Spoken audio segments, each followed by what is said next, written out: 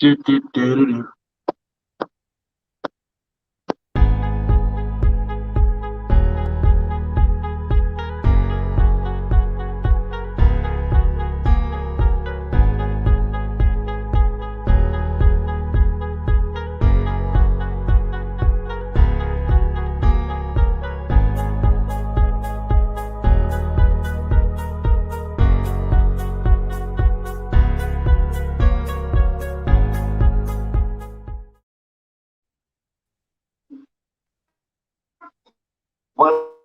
What is up, ladies and gentlemen? Welcome to the Night Talk here on the Freedom Revolution Network. I am your host, Dwayne Lanham, with your co-host, TLO. What is up, TLO?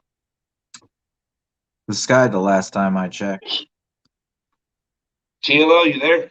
Yes, I am.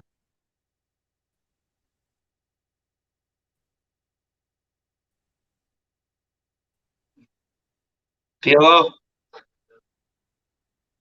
Mr. Lanham. Well, say I couldn't hear you for a minute. What happened? That was weird. I had to mute and unmute. And now it's finally Hello? coming through. So you can finally hear me? Oh, I can hear you. I've heard you the entire time. Oh, yeah, you're fucking...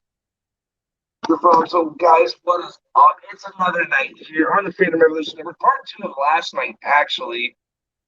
So, we're waiting for the other person that is supposed to currently be here, but we know she's always late. Um, no. Hold on a minute. No. No CODIS while I'm on my show. Are we trying to turn this into something Howard Stern like? No. No. But no, guys, so as you guys could tell from last night was a pretty intense, heavy show that kind of hit all the home at one point. You know, we talked about remdesivir. Guys, can you quiet down a little bit, please? Please. We kind of talked about remdesivir last night. We talked about Dr. Andrew Kaufman. Correct. And we heard a lot from, I can't remember her name from where she was. Where was that lady from, TLO?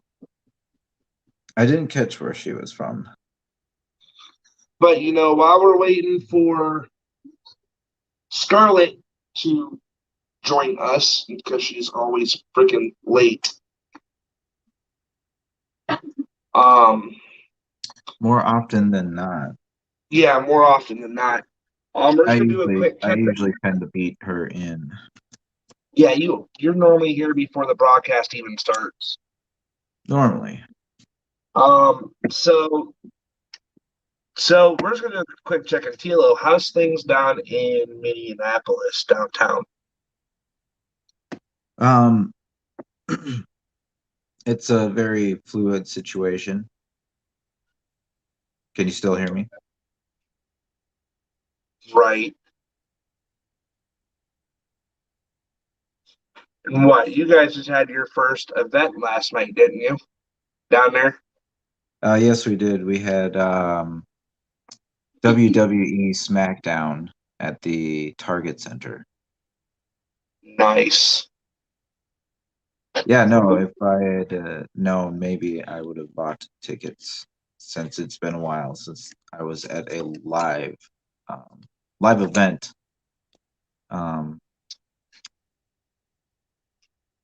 WWE nonetheless. So it would have been fun.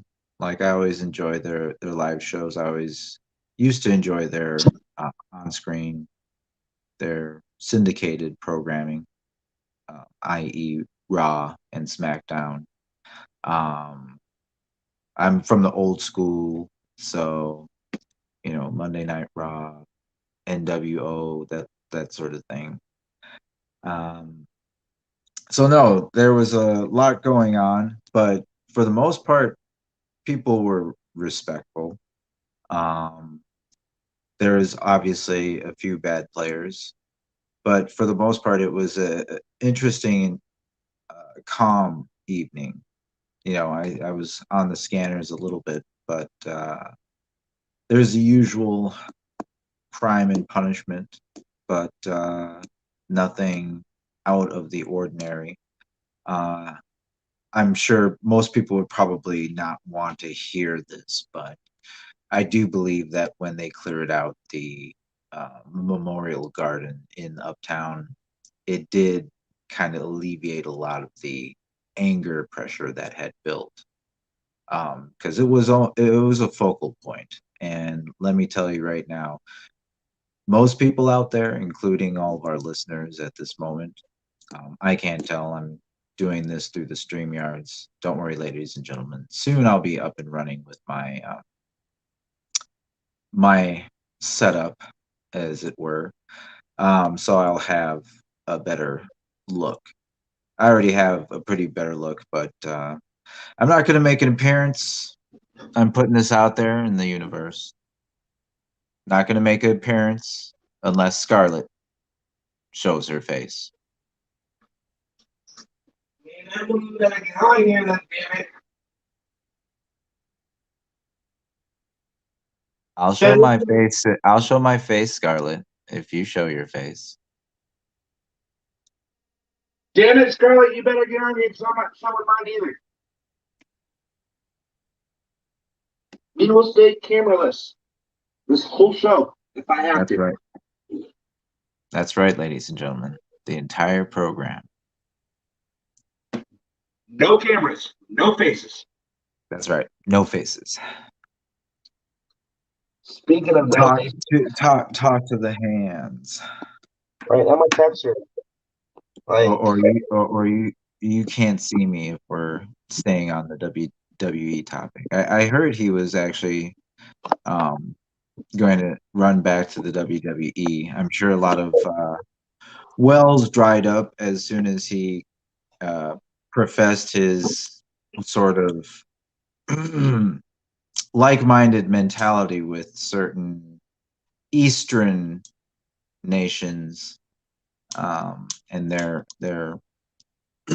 misguided mentalities. But yeah, so he's gonna probably return to the WWE. Apparently, um, I'm not sure who to fight because I haven't been paying attention in the last year to two at least.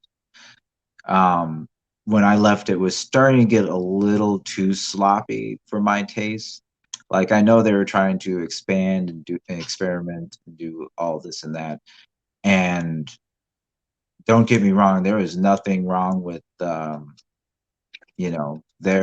female movement. They're powerful divas. Um, they were groundbreaking and they were also very entertaining. Very entertaining. Some of the best performances I've seen in the ring. Period. Don't care. Man, woman, baby, midget, Sheamus. I don't know what he is. He's so pale. I'll back that by 100%.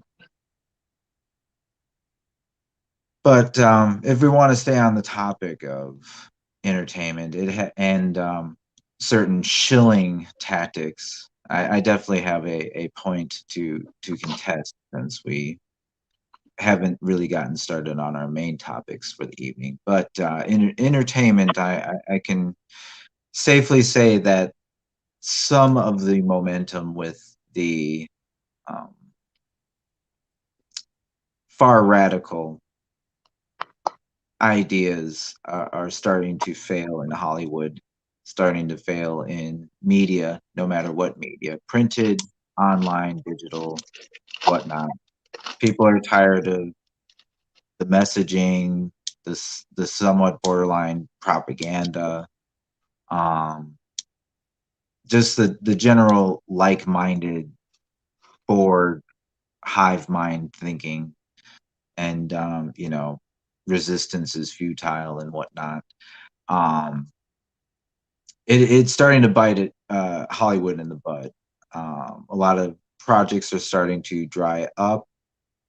A lot of people are on the way out, as in Chris Chibnall and Jodie Whittaker in the Doctor Who universe. Yep. Here in the United States, on our side in Hollywood, we have the eventual ousting of Kathleen Kennedy at Star Wars.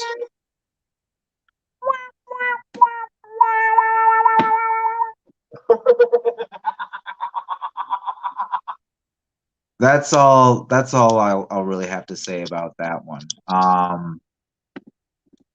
As I professed my opinions, and yes, it's a biased opinion, and no, it's not biased for the reasons people think. So, moving on. So yeah, the messaging as well on Twitter, people's accounts aren't getting the sort of likes and attention that they used to, because I think people are starting to get bored with the, let's be angry, let's go after people, because it's draining. And I've said that numerous times. You can go back and look at whatever, you can hunt it down on the internet if you're cyber stalking me, because I know you're out there. Shit, are we all already cyber stalked? I mean, shit, look what the fuck happened last night. No, no, no, Dwayne. I mean really cyber stalked, not some fanboy who's kind of lusting after something he will never have,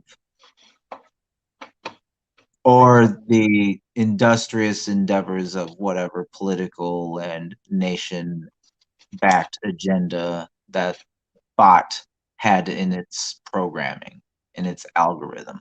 So, um, yes, as I was saying, with the entertainment, people are starting to tune out. People are starting to not buy all the messaging. He-Man was a recent point of contention as well. Um, I Yep. did I did actually go and see the first episode, and that was all I could stomach. Really? Oh yeah. I mean, I know exactly where he was going with Kevin Smith. I know what he was intending to do, but once again, like almost parallel to Doctor Who, that's why you'll see a lot of online media, social media, making the connection, such as with Jodie Whittaker and Doctor Who. The issue is not really the fact that they've changed things as drastically, we'll say, as they have. And it is exactly that. You can't say that's a biased opinion. That's exactly what's happened. All the characters are changed. All the people, their stories seem very dissimilar to what most people recognize as the characters themselves. Um, I I mean, I found it very entertaining to a degree, because I'm always, as a movie buff, as a narrator of entertainment as such, um, I can see the craft. But as far as like anything as story, I mean, nobody was, very interesting. Like, you know, besides my favorites, which was Orca, and well, don't need to go into too much detail about that. Right. Right. But Tila, like, and this is where I'll profess my bias towards the Tila character. Is it's nothing, nothing like the Tila. And yeah, oh, you're holding on to the past, oh, you're a misogynist, blah blah blah blah blah blah blah. But putting all that aside, even if you want to feel that way about me or my opinions, um, what is truly offensive or what is so wrong with having a strong, feminine female protagonist? That's what it comes down to. Is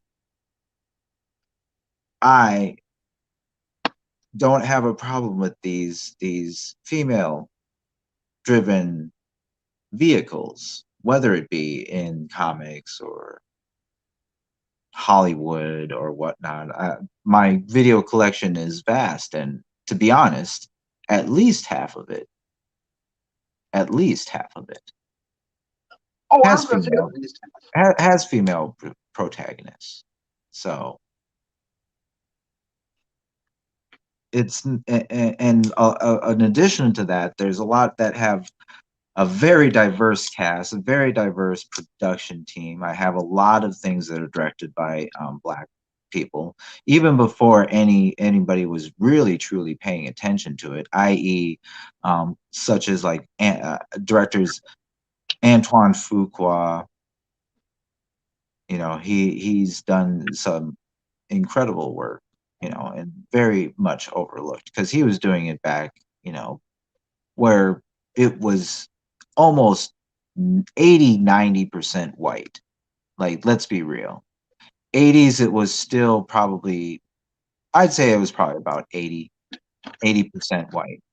And it started to trickle in the 90s because it was a reaction to what had happened in the early 90s. And most of us even can Google that up, early 90s. It was ugly.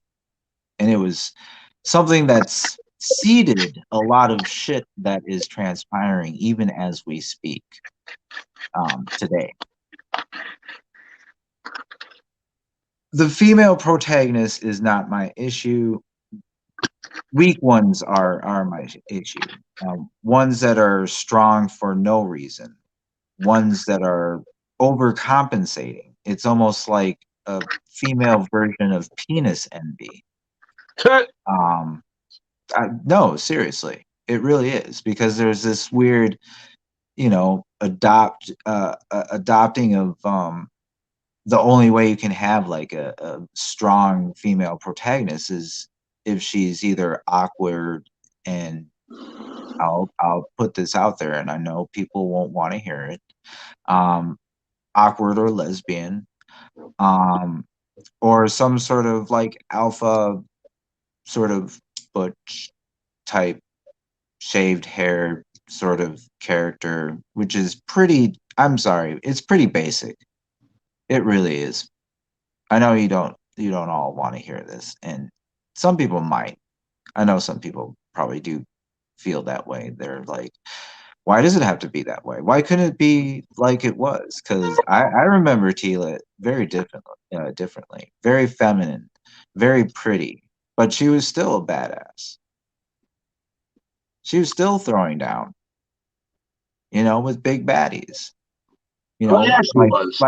like most cartoons, like most stories, she was definitely in the B tier. But of course, you had your A tier, which was obviously Skeletor and He-Man.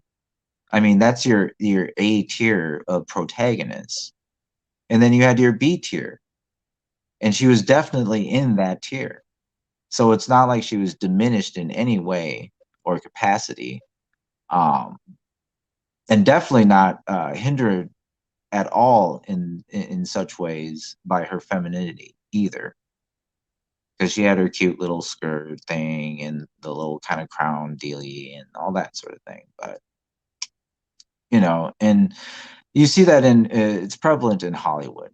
Like all these female characters have to be very, to be honest, butch, and it's very overcompensating. Like I would not mind watching a lesbian protagonist out there. I wouldn't care if there's a moment where she's intimate and it's very passionate. It's like, okay, you know, she's having a romantic moment.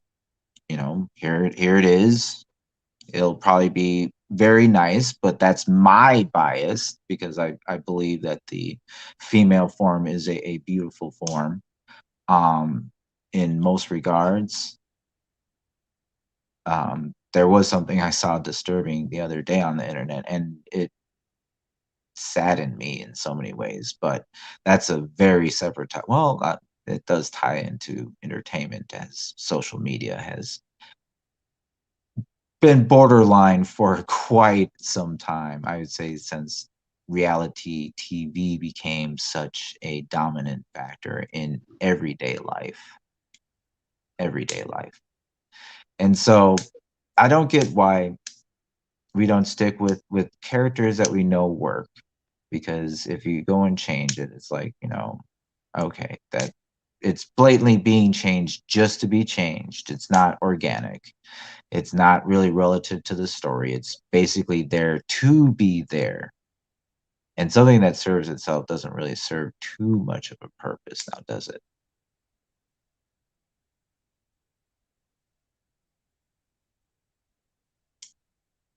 Oh, Scarlet, are you out there?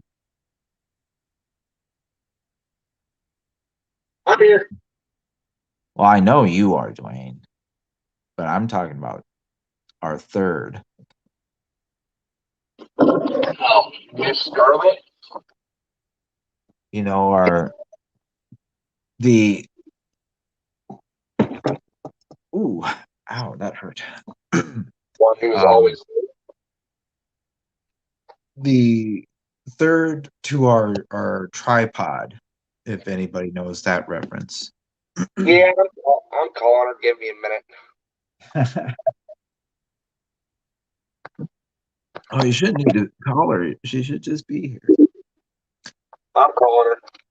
reveling in the fact that this world is just kind of so stuck on itself that it can't see what is blatantly just absolute asinine activities and call it like they are. And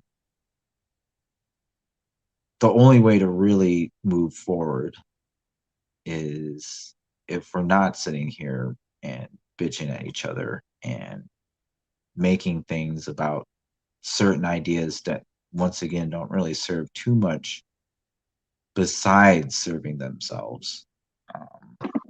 I'd say most politics right now kind of fall into that realm. And besides that, it's like, come on, people. Since when is it bad to be cute and strong? Like I remember a lot of cute and strong female characters when I was growing up personally. Buffy the Vampire Slayer is one of them. And everybody recognized her as a strong character. Everyone, no matter what political beliefs, what sexual preferences, what identifying gender norm or non-norm She's gender. coming.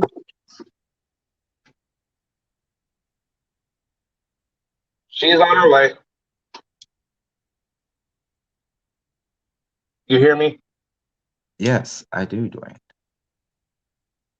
I mean, how do you feel about this, Dwayne? And I know you know some things. Like I'm sure you've seen it somewhat in video games, because there's definitely a lot of it going on in video games. I mean, the female protagonist part. Yeah, I mean, in a lot of games that I play, there's a lot of female protagonists. Exactly. Um, Absolutely. The majority like of them are, to be honest. like in the new Call of Duty Cold War and the new season that just came out. Actually last season, not this past season that came out, but this last one. It was the very first opening scene. You could tell the character was a female protagonist. Um, and it wasn't like in a hope, like she wasn't in a hopeless way. She was like just a fucking badass. Well, see, and that's exactly it.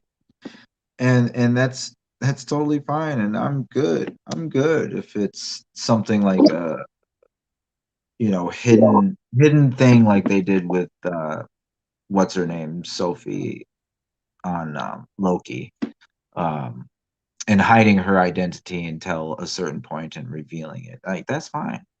That's fine. To be honest, that actually would have worked a little bit better if you did that with Doctor Who. Um, when you're rolling out a female character, is have the doctor, the male character who happened to be Peter Capaldi, stick around for at least 1 to 4 episodes, and have him regenerate into her at a certain point within the structure of the season of the story, and not have it an outside deal, and not have it made into an event. Because if you did it that way, it would have been perfect. It would have worked with Doctor Who. Because yes, they did have a thing before where they would reveal it usually on Christmas, sometimes on the very first episode, or whatnot. What they call them episodes, but they call them series as opposed to seasons. But when they had Peter Capaldi and Oh they, my they god. ended it, it was right at the end at a Christmas special. And they don't even call them Christmas specials now. I think that, and I don't even know they call them holiday specials, because they had some controversy, as they say across the pond, about that with the BBC. But if you had it a part of the story, if you had I say a better actress, like I like Jodie Whittaker and other things, but as the first female doctor, there were so many better options. I've seen so many shows with so many better female actresses. It's just asinine. Like there's so many intelligent, fucking charismatic, and awesome female actresses in Great Britain that get overlooked all the time, even by Great Britain itself. It's kind of ridiculous. Um, just recently, some have been found. Um, I can attest to one with, oh, and I'm gonna probably massacre her name, and it sucks because I kind of had a little crush on her. But the female who played, what was it, the superior of the time variant association in Loki. She actually has been in quite a bunch of things over the years. She's been around for a while because she was on Doctor Who almost a decade ago. That actually more than a decade ago. A decade ago. It's kind of, yeah, no, that's silly. So she's been around for a while, and she's awesome. She's a great actress, and she could drive a show. If you made a show for any strong female character, she'd be able to stick it. Um, but there's so many that would have been a stronger Doctor Who that you could have chosen. So many, and like they've even had them in Doctor Who that itself. I mean, most people don't realize, but most people in Doctor Who have been in Doctor Who before. I present to you the instance of Peter Capaldi. See, now this is where I'm going to step in here for a minute, okay? This is where I'm going to step in. Because I've watched the original Doctor Who, the second remake of Doctor Who, and then this fucker.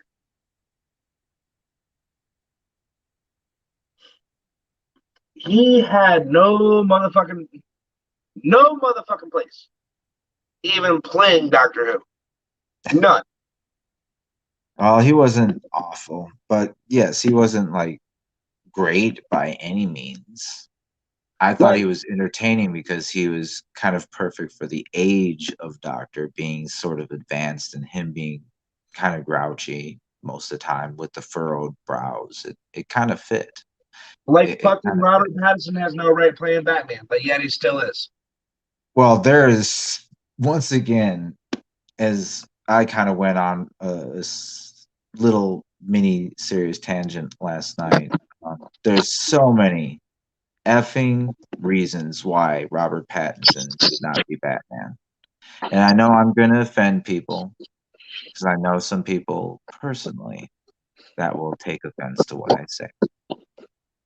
It's still not directed at you or him. Well, it is towards him because he's an all right actor, but he's definitely not an action star. And you No, have he's to not. somewhat be an action star. You have to do some of the stunts to be Batman. Yes, the main thing is to be able to play Bruce Wayne convincingly, but you still have to pull off Batman somewhat. That's usually where shit falls through, just Like to be honest. like Pattinson can pull off a great Bruce Wayne. Yeah, I have no doubt in my mind. I absolutely have no doubt in my mind. None at all. But Batman, Correct. the only thing close to a superhero, this thing, I wouldn't even call it a superhero. The closest this thing has to fucking action is fucking Twilight. Well, yeah. I mean, he's had a few other things. There was something he did, I think, with Scorsese not too long about Cosmopolitan. It was drama, action drama, the sort of thriller type deal. So he's done minimal stunt work, but no, the Twilight thing was his like main action epic, um, professional history, as it were. Um, and the fact of the matter, as you like to say, Dwayne, is the idiot doesn't even want to actually look something like a believable Bruce Wayne. I mean, to be honest, he wants to take us back to like the rubber suits of the days of old. And No, I'm gonna tell you no. right now, there was actually significantly more padding for those suits back then than there is now. A lot of the people that you see in their costumes, there's padding. There's enhancements. But for the most part, those people are shaped like that. And obviously anyone can attest to that, especially any ladies if they are actually watching, which is probably highly probable, unless maybe Pam or someone. We got BJ, we got Bonnie, we got Pam. Oh well, that's all we're talking to is ladies tonight, Well, and then we apparently. have Casimiro. Ah, Casimiro, good to see you, my friend. We have Lee. Lee's here. Thank you once again for joining us, ladies and gentlemen, and those who identify otherwise, Oh God. to the Freedom Revolution at work, where all your dreams are broken, all your snowflake ideas will be crushed. Yeah, pretty much.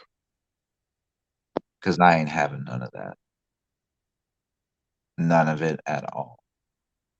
And I'm sure if somebody would show up, she would also chime in and agree. She is on her way. I am currently texting with her now. She has some shit going on, TLO, that kind of you already know about. Oh, I'm sorry to hear that that is progressing badly, as it Yeah. were. So we're not gonna talk about it. But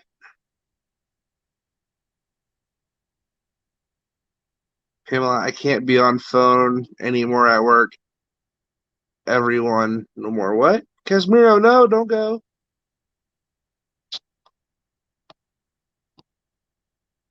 Like she is on her way after she figures this shit out. I said we're just kind of sitting here talking about Hollywood. She's listening too, so she can hear us. Of course she can. She always hears us. She's gonna come in here like, Dwayne, you're fired. I don't know. You haven't said anything at all that would probably warrant that this evening, so I think you're safe for the moment.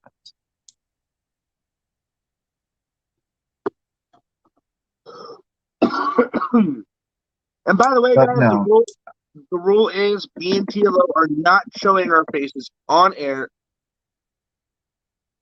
unless Scarlett shows hers first. that is correct. Which Scarlett, get your ass in here. Just to make sure that, she recognizes the gravity of the situation.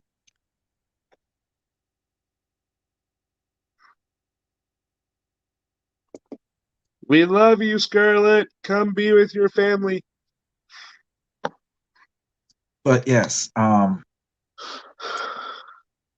there's quite a few, like I could even like rattle off my head that would be perfect Doctor Who's. Peter Capaldi was, I would say, a C plus Doctor Who. Um,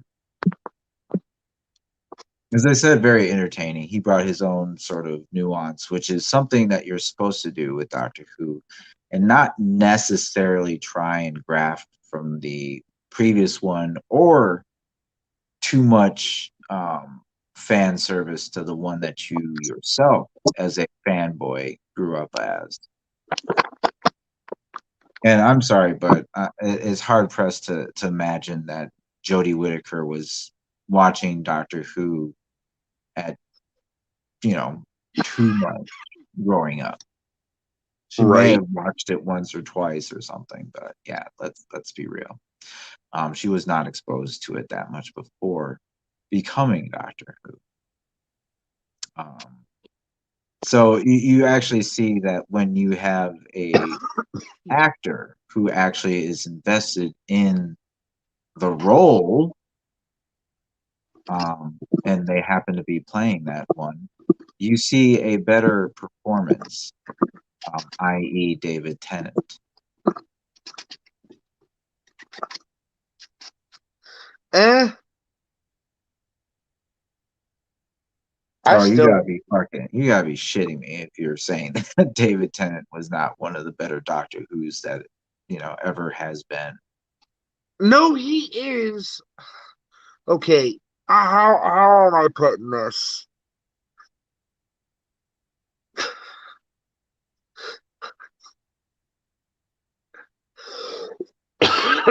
Because we're on. Okay, Bonnie, I'm not disagreeing that Tennant wasn't good.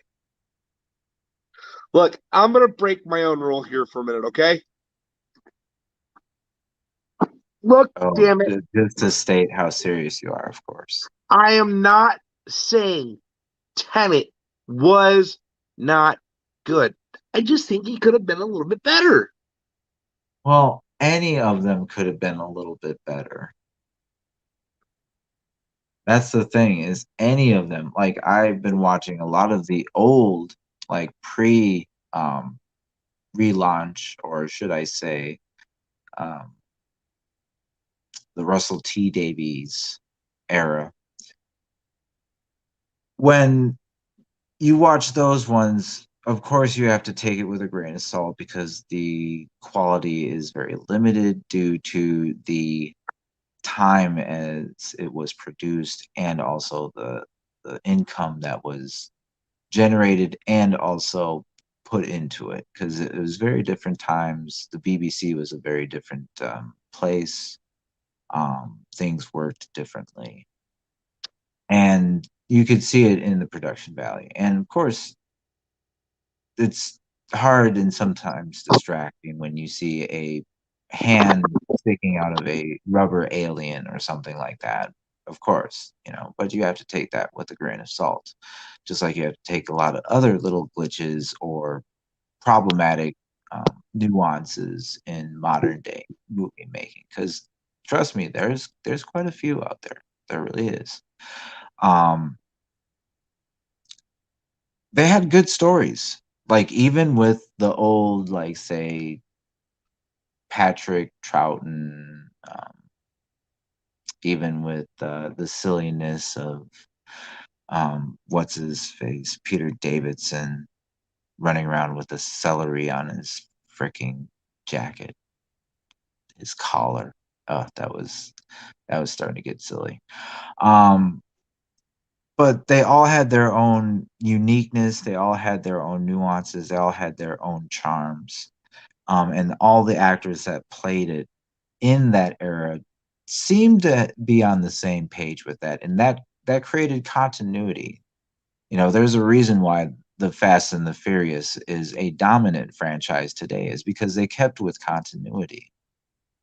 They kept with the main characters and they just evolved the main characters and their stories. Granted, now to kind of far-fetched proportions, but still, as it were, it was a family. They grew together. They literally grew up together. Because if you take a look at 20 now plus years ago when the original Fast and Furious came out, um, they were young as shit. Like they were young. I mean, hell yeah, they were. I mean, what? When the first Fast and the Furious was in production, what? Paul Walker was only what? I think he was only 20. I was gonna say he was, yeah. He was like 20 or 21. Vin Diesel maybe been about. He was, of course, he's the oldest, of course. And yeah, he was like in his mid 20s, late 20s. But you had a few of them on the other end because both the female characters, both of them were underage. Both of them were like 17 at the time. Are you talking about Dom's sister? Yes, Michelle Rodriguez. Hey, you know what? Let's talk about Michelle Rodriguez real quick because she is one badass of a fucking actor. Because I'm not Exactly. See, like, now once again, a female badass, and she can be feminine. She could be very feminine, and she could also be, a little bit more on the alpha side. fuck And yeah, it's she okay can. because guess what? She is that way, and so she just portrays herself. And I'm sure she has insecurities. I'm sure she has flaws, but everybody does. Nobody's perfect. But from what we see or what we get to see, um, she can carry shows. She can carry movies. She definitely can do convincing badass. That's the thing, is like when you see her scrap, even if it's to the degree of stage or whatnot, like it's convincing because she looks like she is one that will get in your ass. I mean, like, especially when she played on fucking SWAT. Well, With and that's the thing, is she's done very well in roles that had tactical histories to them. One of the first roles she had was in Resident Evil, the original Resident yep, Evil. And there again, back in the late 90s, you had a movie not only with a main character female protagonist who is definitely feminine, definitely feminine. right. But the other thing I want to point out with her though too is she does so well. Like, I'm gonna go back to the movie SWAT for a minute because you got to think 90% of the cast members were male. Well, yeah. I mean, She, obviously, it is a man's world, as certain people would put it, but especially in the SWAT realm, there aren't that many. There are definitely women in SWAT, but there aren't that many in the SWAT. So that's the thing that Hollywood has seemed to forgotten, is being proportionate. And I'll attest to this and agree with another internet star. much larger than any of us, I'm sure, by any means. But Mr. Young Ripa, um, Oh my God. Yep. what he says is it's just like you got to stay plausible. I mean, all of this is to make sense. Everything has to like work. And when you have like somebody who's flying around and like kicking everybody's butt, and she's like 20, 30 pounds like difference, it gets a little ridiculous. But Michelle is a strong woman. Like, yes, she is small, she is petite, but you can tell by her arms that, if she smacks you, it's not gonna tickle.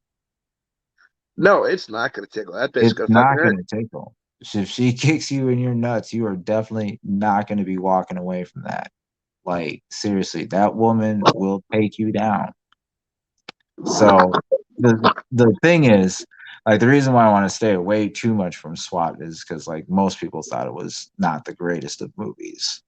I didn't. I, I thought it was okay. I thought it was a B movie, just a oh no, solid dude. B. I thought that was a fucking A movie right there, dude.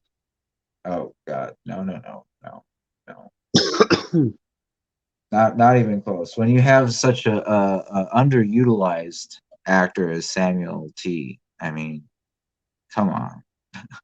Wait, you disagreed with Samuel L. Jackson being in that movie?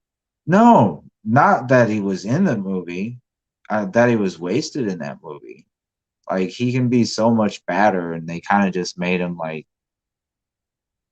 kind of like a punchline sort of badass. And like that's okay if you're talking like Quentin Tarantino, but Quentin Tarantino we're not talking about here with SWAT. I mean, the one thing I did not really agree with, and my camera's coming back on because, like, here's Wow, Dwayne, it doesn't take much for you to break rules, does it? no, it doesn't, dude. I'm like, I'm on one of those fucking out. My face is already shown at the beginning of the fucking thing, and it's whatever.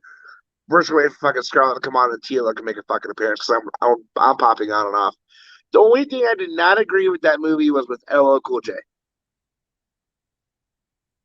And see, that I thought was a decent addition, because I think LL Cool J is another black man who's been doing it in Hollywood for quite some time and has been underutilized and unrecognized for his contributions for quite just, to be honest, an embarrassing amount of time. What Um, was what was that one dude's name that played Jim Street?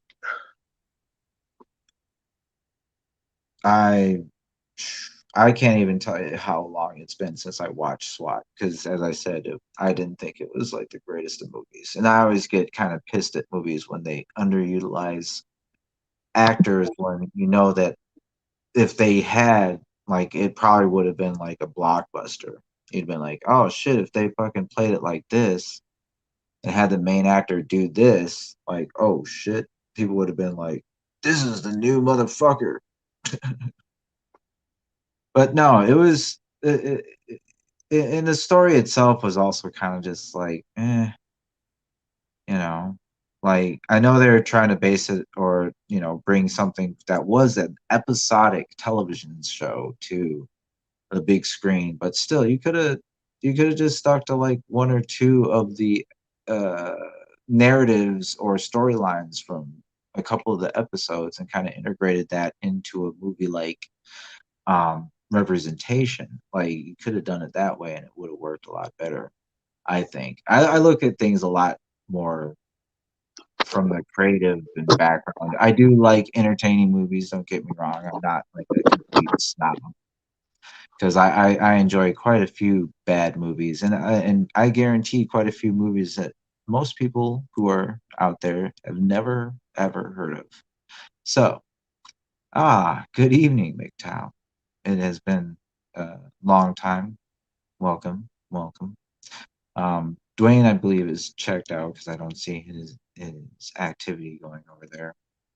Um, No, I'm here. I'm the one pressing the buttons. ah, ah. No, I'm here. No, I'm just I'm But thinking.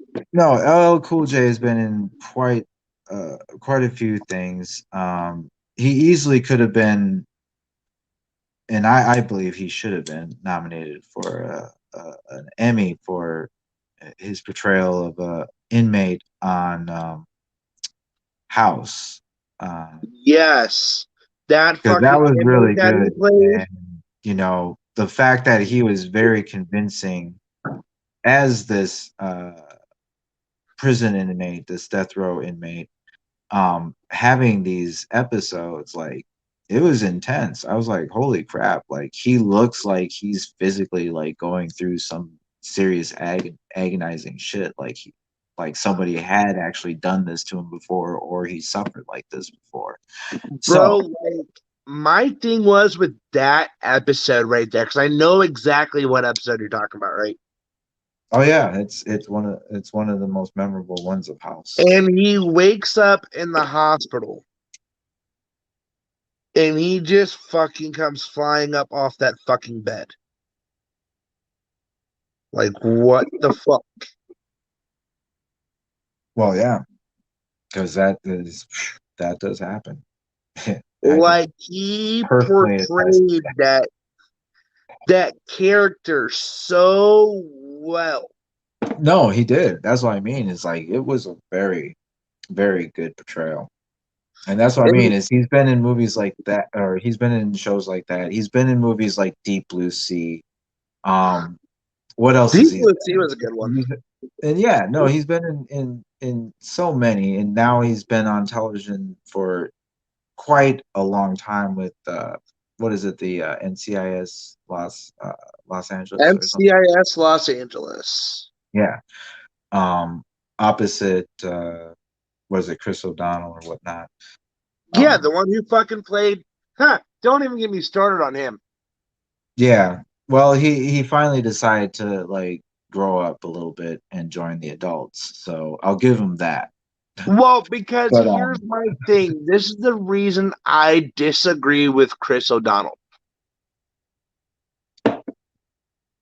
well, I can't really make any sort of opinions one way or the other because I don't think I've ever seen an episode of those.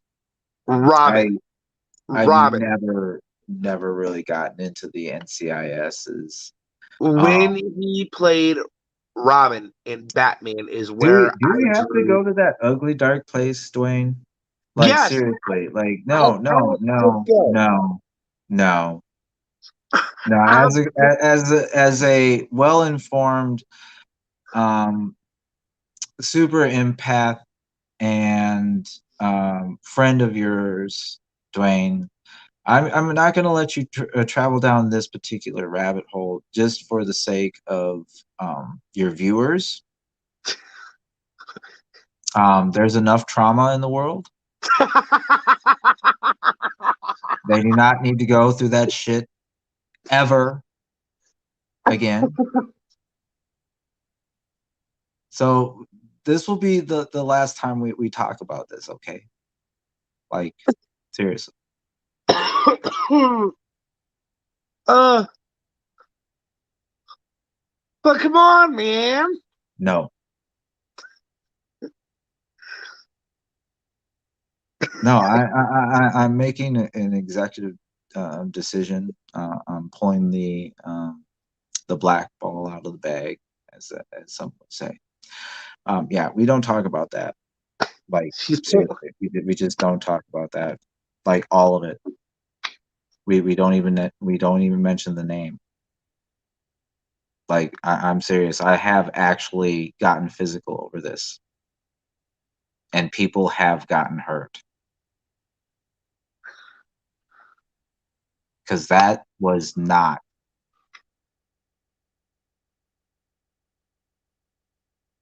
I'm not even gonna go there. I'm not gonna go We're not going down this rabbit hole, TLO.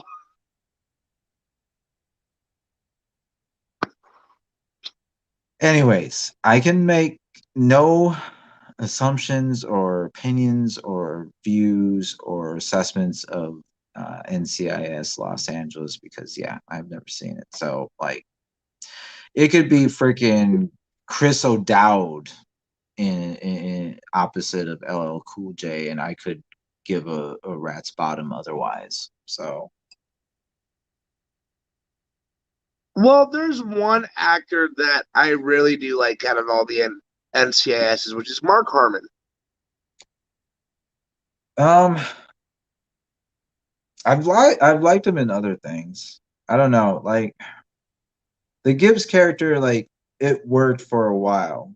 Like for me personally, that's one of those where they probably should have changed the leading character, the director or whatever, whatnot, um, Mark Harmon's position, just because he had played it for so long. And there is a point where where you're playing characters so long, it gets a little repetitive. That's why they've been trying to do, stuff with the Law and Order aspects of things, and where Chris Maloney stepped away for a while. You've had other people kind of come and go because they didn't want to just do that for the rest of their lives. And some people might actually want to do it. Marissa Haggerty seems to be very much into that show, very much into that role. So I don't think, and she's done other things, but that is kind of her baby, as it were.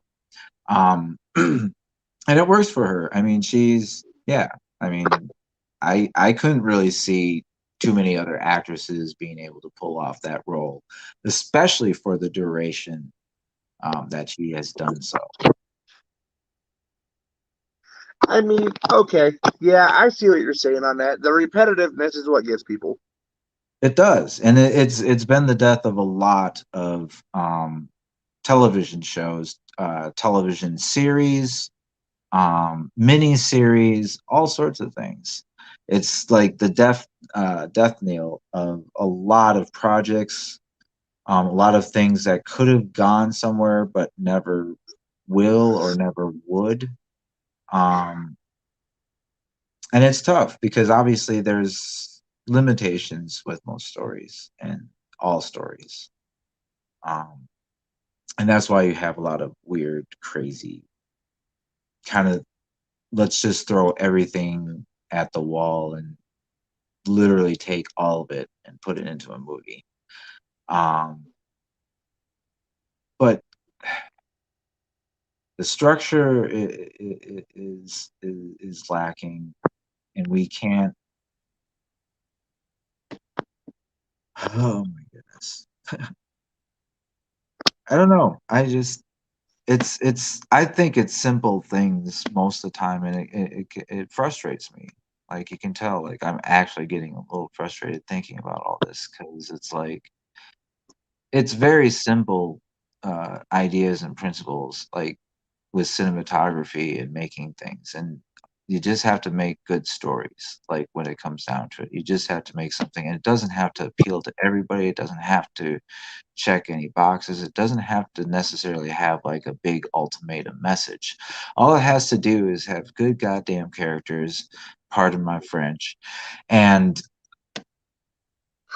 just be entertaining. Like it doesn't have to like blow your mind. It doesn't have to like knock your socks off. It just has to be a good show. Like, and people forget that. And if you have artistry, if you have very astute, very stringent movie making methods, and people who have worked with you with the movie, uh, on and in front of the camera or behind the camera, everyone has a positive feeling about it, then you've made a good movie. Like that's what it comes down to. If people don't come out and say you're a complete dickhead on set, you've made a good movie. Like seriously. Like if everybody comes away and they're like, "Hey, I made a good movie," and no one's sitting there with bad feelings or emotions, because there's plenty of movies like that. That's why there'll never be another movie with um, Charlize Theron and Tom Hardy in them, ever, ever, ever, ever, ever, ever. I guarantee you there won't be quite a few movies for quite a few other people. Like I'm sure some people will oppose like being in things with Gina Carano, but she'll do most of the stuff on very principled, and some people will just kind of get over it, and I hope that's the case with most people. But um, all these things that are stringent to the actual story making, or I should say, detrimental to the story making, which is this self-indulgence of being preachy, being like too much of checking boxes. Like I watched so many things from the 70s and the 80s and 90s.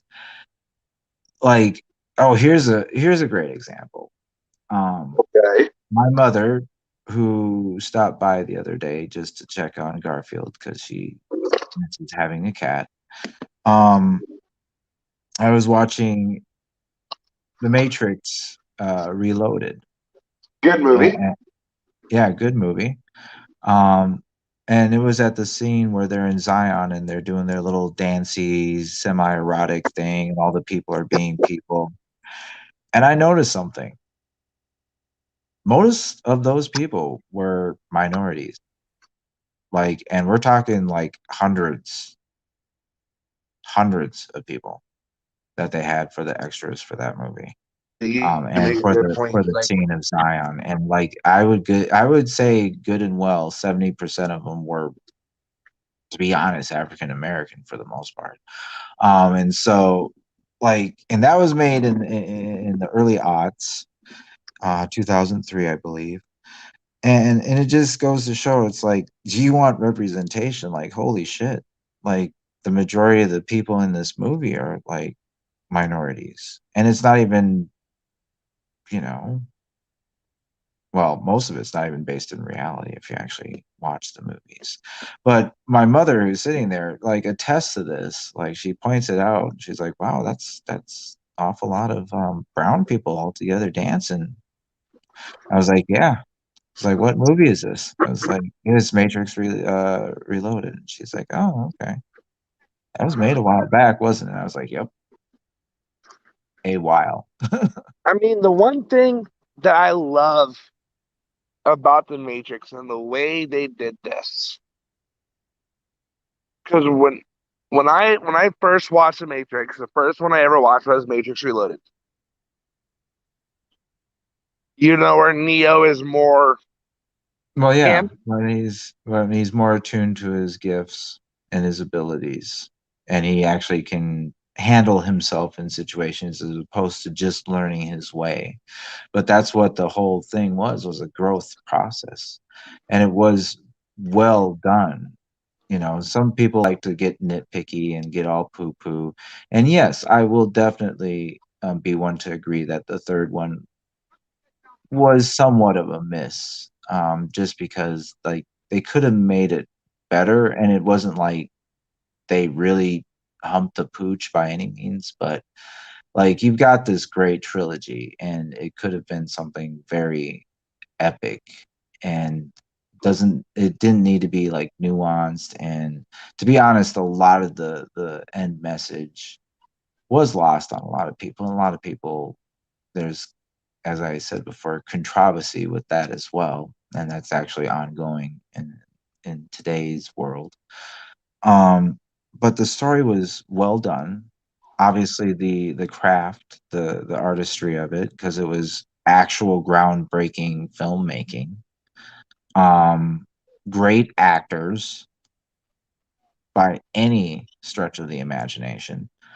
Um, Fantastic characters, to be honest. Like even the side characters that you had in there, like Mouse, that was a great character. Tank and Dozer, those are good characters. you know what was that guy, the Captain Tanaka, that guy, the leader of the whatever those mechanized unit guys were, like that was a great character. Like you had all these great rich characters, and they all worked. They were all portrayed well.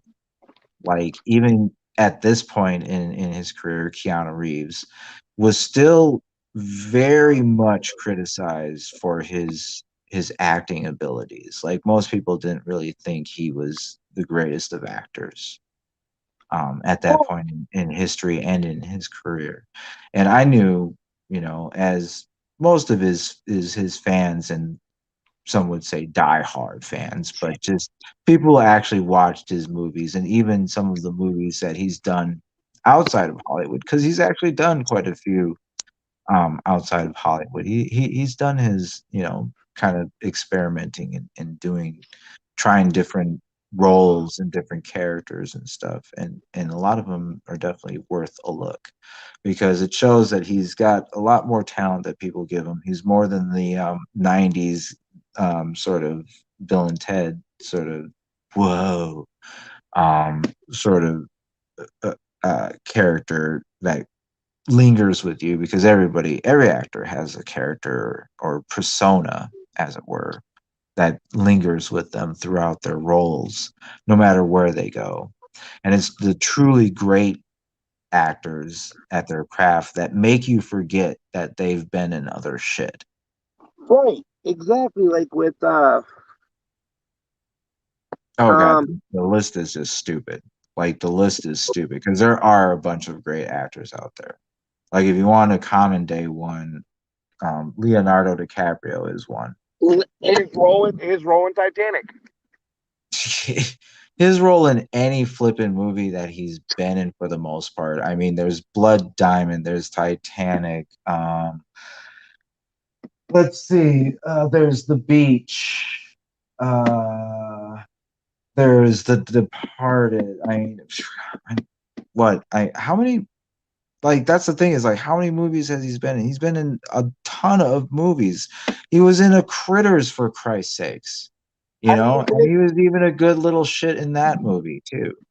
And and if you think about it, he fit whatever role he played. He did not have issues adjusting to. well, yeah, exactly. Whatever role he had, he portrayed it well, and that was very evident by his role as Mr. Tandy, I do believe, in I mean, Django, right? Django Just like Unchained. Like I that mean, was an intense role. Like, and that was an intense portrayal of that role. And you made him forget that you were watching the same little dude that was running around and then freezing his ass off for the dumb broad who didn't want to share a freaking door at the end of the movie.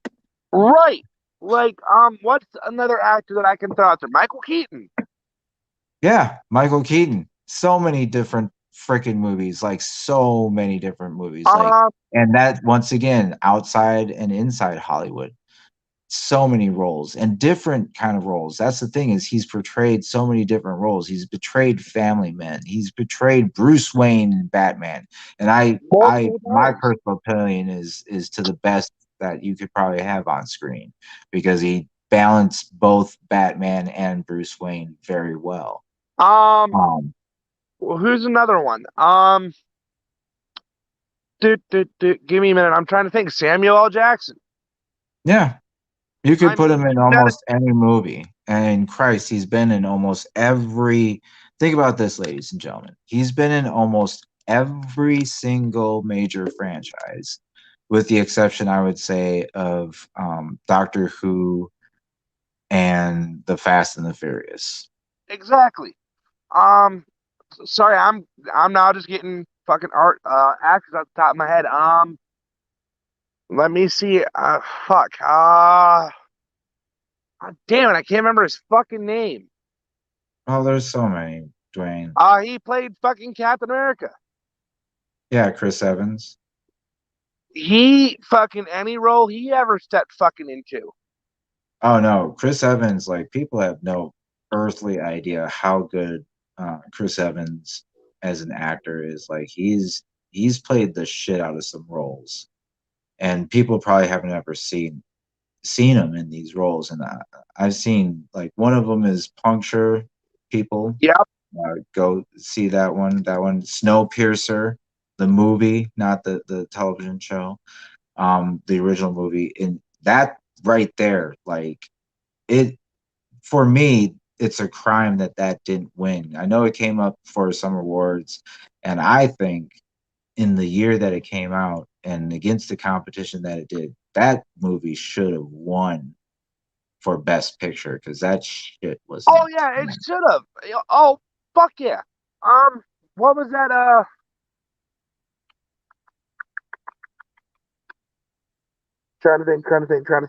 Trying to think. Who was that girl that played in Titanic? Oh, you're talking about my man Billy Zane?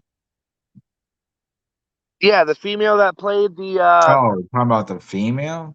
Yeah.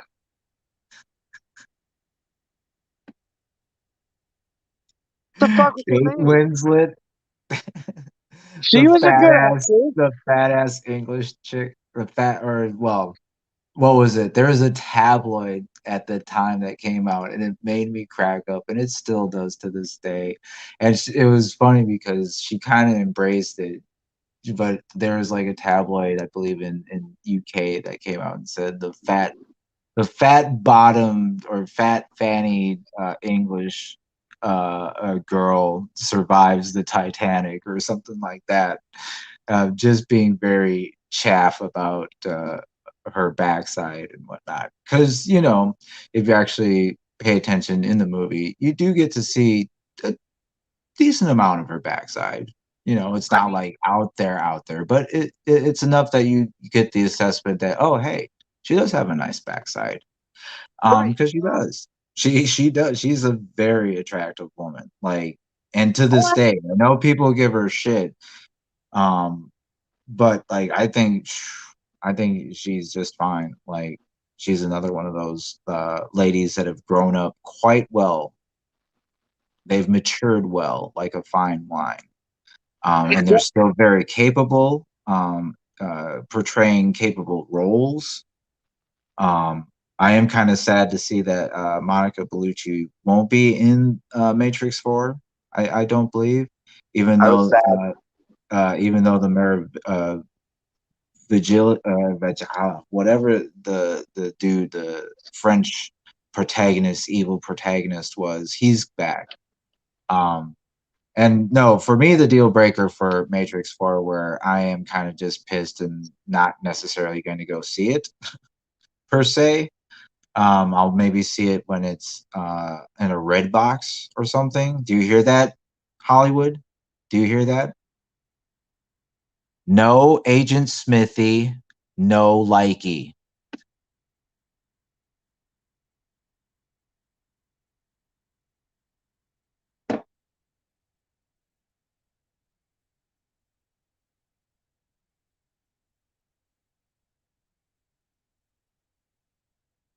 Wow, did Dwayne decide to check out? It looks like he muted himself. Hopefully he's not getting himself into trouble or offending anyone. But no, there's so many things out there that Hollywood is capable of doing, and there is such a thing as just knowing or being capable of doing something doesn't necessarily mean you have to do something. And that was mentioned in some sort of interview I saw on YouTube of recent by a filmmaker, a pretty well known filmmaker. He was attesting how stories are just really somewhat of a parody of life, and a very bad parody, I think is what he said. So it's very good. You can look it up because all you have to do is say like a film director or producer interview criticizing modern day Hollywood, and it most likely will pop up to the top of the um, stream or the timeline, as you youngins like to say. Oh yeah, no. I do hear things. I do hear things. I'm not trying to say I'm hip by any means, but I do. But anyways, there's a lot of movies out there that are underappreciated, and that's going to be one of the things that I myself will be exploring in the future. Um, Maybe at on this network. It might actually just be all self-contained with my own channel. I do have one. It's ancient and it's probably got dust webs on it, like Stonehenge and the Pandora's box. That sort of situation for all you diehard fans out there. I know there's some. But yes, Hollywood Hollywood is capable of making such really cool things. And they had something with Loki. Like I checked the majority of Loki out, and they had something with Loki. And there's some controversy once again with that. And that's the thing is like, in my opinion, a lot of things are made these days just to draw controversy. It's not even to tell a story. It's just to try and piss people off. And that's therein lies the issue. That's what creates all these freaking Twitter Nazis, as some people have referred to. Right. So, all right. So we've been on the subject of Hollywood for a good minute. Mm-hmm. Since Scarlett's still flippy floppy, she's dealing with shit. I'm gonna go ahead and start this thing off, and we're gonna go ahead and spin this fucking wheel that I got. All right, Mr. Lanham. All right. Spin that wheel. I'm definitely not attractive like like some sort of presenter chick, whether it's politics in Congress, like that. As I said before, someone's not here. Politics. Well, of course. And that's the thing. That's the thing. Politics is so vile at the moment that it's permeated and saturated every aspect, because there's all sorts of things in politics in Hollywood. People from Hollywood backing certain people in politics and vice versa and whatnot, and the coddling and the back scratching and to be honest, the blatant hand jobs that are going around, and it's kind of getting kind of ridiculous. Oh no, Mr. Lanham has dropped out. There he is. Sorry, I hit the wrong button. But no, politics. That's another thing. Is politics has become such a shit fest. Because is it really? Can we really call it politics anymore? I mean, depending on what I feel like it's about. a bunch. I literally feel like I'm standing here in the zoo, and say like the politicians are like sitting there in whatever chamber or whatever committee meeting or whatnot, and they're just a bunch of monkeys throwing poo at each other. Like seriously, all of them. I don't give a shit what political side you're on. All of them. It feels like all they're doing is just throwing poo at each other, and nothing is happening. And nobody cares either that nothing's happening. Oh, well, we're trying to pass this, infrastructure deal and blah blah blah, but we're trying to put like some really kind of over the top caveats attached to it. But never mind all that. There's the COVID.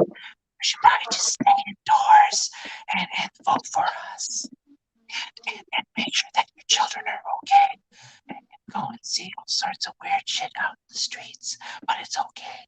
It's okay. Well, I mean, so here's the thing where I'm gonna go with this, TLO, right? Is let's talk about Mr. Trump here for a minute. I don't even really talk about him, because he really is. He's lost his mojo. Like even to his, as people would say, constituents or people who back him or people who believed in him are starting to fall off, because it's just like all the times that he said things were gonna change or things were some sort of action was happening, and it's never happened. Nothing's really changed. Because I'll tell you right now, living in Minneapolis, one of the major liberal controlled cities, shit's pretty hairy. I mean, we haven't gotten to the purge level yet. You know, Tim the other day had the siren out. No, it's not there yet. We're close. We're very close. Like we're teetering. There's no doubt in my mind, but we're not sounding the sirens quite yet. But it's bad because, like, no matter, once again, your political ideals, just looking at it from just a people standard, or just trying to look at it from an outside perspective, which I know is difficult for some of you out there. Well, actually, a large amount of people, unfortunately. But looking outside of it from your perspective, and even from the person that you're deciding to hate on's perspective, look at it as if you were the third party coming into this, and try and figure out why you guys or gals or whatnot are at an impasse, figure that out. And if you figure out, oh, well, it's because of, these policies, or this tax bill, or whatnot, or, deciding what's going to be shot into people's arms, any of that. Like, we just need to take care of a lot of the basic necessities, the basic structure of life, and one of those is actually like getting stuff done, which none of them have had done. Like, all this weird blackmailing, or trying to hold things hostage, or trying to make a point, or try to take a stand. It's like, if things were as bad as, say, a Greta Thunberg or whatever, because she's very political, obviously. But if she's saying that we're so much into a climate crisis, like, even Green Party people, like, I've checked into this, even Green Party people aren't really, like, out there sounding alarms on that. They're kind of embroiled in all this with infrastructures, with this being more progressive or not progressive enough, and that's why you're having people starting to turn on even the progressive people. And it's as I said, it's just becoming a shit show, and it's ridiculous. Just monkeys sitting there flinging poo at each other. Because, yeah, I don't know. Like, another great example. Like, I've seen for at least the last month and a half, on so many different news sites, so many different platforms, something about, oh, we're going to get some sort of new stimulus check, blah blah blah, $1,200 to $2,000, blah blah blah. Oh, look, ladies and gentlemen, COVID's starting to kill us all so badly, 3 to 4 people a day, and we're going to sweeten the pot if you take the shot. 1,200 to 2,000 folks, but sign right up, folks. Step right up, step right up. It's getting ridiculous. Like, the kind of bullshit games that the politicians are playing, and how blatant it is, and how, for the most part, people seem to be okay with it, and definitely a large amount of people are actually participating or condoning this sort of behavior. And it sickens me. Like, they're all idiots. If we want to do a little callback action, I would literally Gibbs slap every single one of them. And yes, probably twice as hard for the vice president and the president. because they're just chowderheads at this point, both of them. Well, like, because here's the thing, right? So this is where I want to go with this. Is the fact that was talked about last night, and I was gonna wait for my other co-host to join, but with the shit that's going on with her, she might not end up joining us. Which Well, is then fine. we could probably make it a shorter version of the show, just because, in with respect to her, because she did have plenty of things to say, and it wouldn't be fair if we like just soldiered on and tried to like leave her behind, right? Like Yeah, we're a not real soldier, a real Marine wouldn't leave their um they wouldn't leave the soldier behind. They right. wouldn't leave. TLO, I'm going to withdraw myself for a minute and call her and make sure she's okay. Yeah, you go ahead, and I'll talk lightly on politics a little bit. All I right. know it's more of your arena, um, but I can kind of go on about how politics is infiltrated Hollywood, because you have a lot of these politicians who, for me, it feels like they carry on or portray themselves, as it were, as Hollywood stars, and I'll put it out there, AOC. Um, and if you want to have an example on, say, the right, you could make a case for the gnomes or the greens and whatnot. They try and draw attention to themselves in the headlines, and that's that's where I get frustrated. Like, yeah, I know you got to play your political games and whatnot, but there's a point where I'll make a call back to any Halo players out there. It's basically like a freaking melee, and everyone's just shooting everybody, and it's just it yeah, you may get a kill tastic, or a rumble or two here or there, but for the most part, you're going to be dying a lot. And obviously, if you play the game, the stats add up against you. So it doesn't really. I've never really found the point of those games, because nobody really necessarily wins. It just feels like a bunch of people venting anger, which once again calls back to the flinging of poo.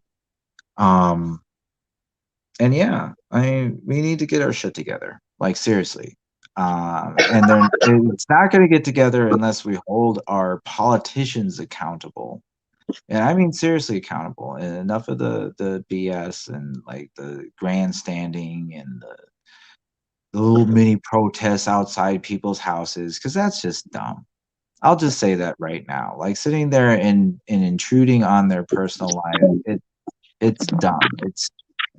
And I'll put this out there, and I know this will piss people off, but it's, to be honest, it's comparable to having cops just deciding, oh, there's someone driving while brown, like it's basically that sort of comparison.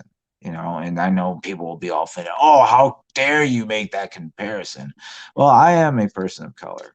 Granted, I am mixed, so I personally feel like I have an outside perspective, as I was making a point with before. Both this strife, the controversy between the black and the white, and all this BLM and all this supposed white supremacy. Because I'm gonna tell you, like, I've been around actual white supremacists, like, seriously, like, no shit, like Ku Klux Klan, the hood wearing kind, like, no joke. And yes, the reason why there is a joke in Harold and Kumar Escape from Guantanamo Bay, Oh my where God. they make a point that they can cook. No, they can cook. They really can. Like, that's actually not a joke. But anyways, um, it's not everywhere. It's not hiding in the trees.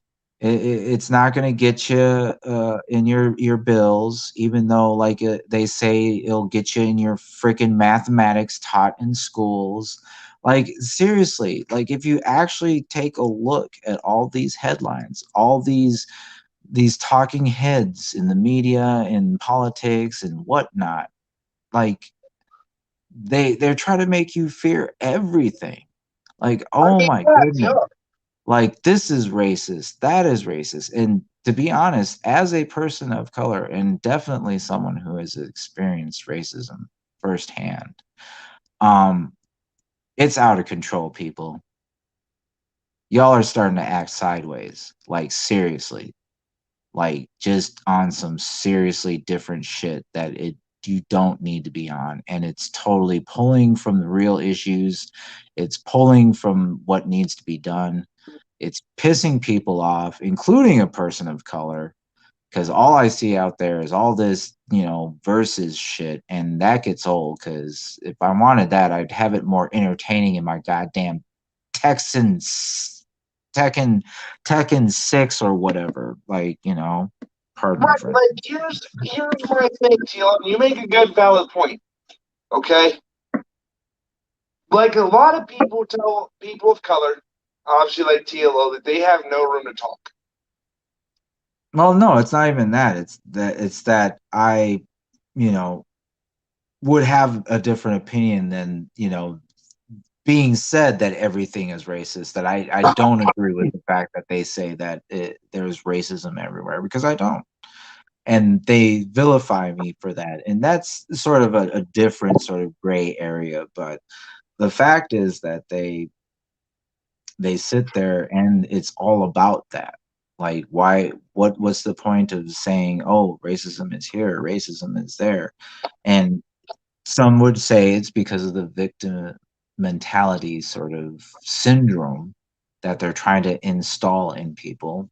Because make no mistake, no, conspiracy theorists, regular human being, Joe Schmo listening to this on some later date, like they have an agenda. There is an agenda. We don't know what it is. And we all can sit here and we can all be like Alex Jones, or we can all be like, a Mr. Snowden and say, oh, well, they're doing this to try and, take over the world or this and that. We don't know for sure. None of us do. Because I'm sorry, like of all the people that come out and say that they have all these proof, it's all paper.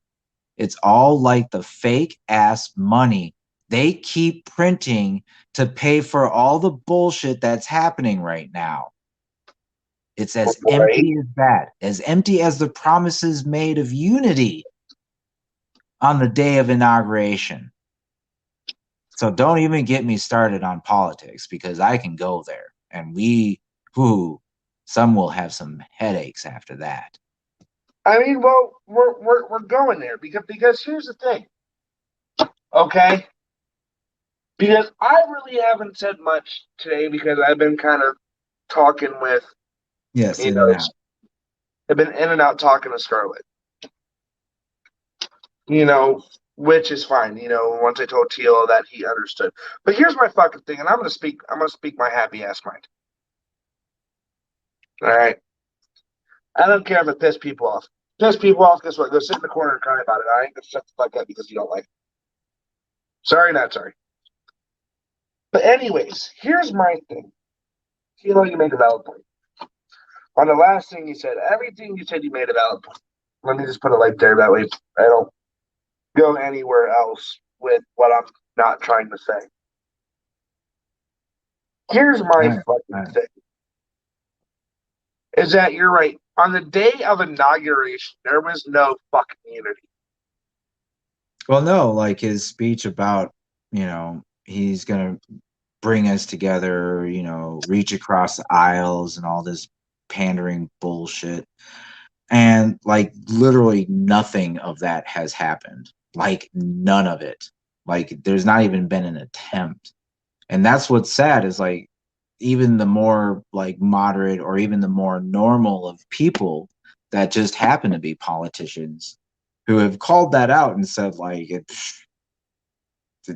yeah, nothing's happening, or like, he could give a rat's butt about any of us. That seems to be actually dominant with them. They're actually coming out and say that, and that's both sides of the aisle.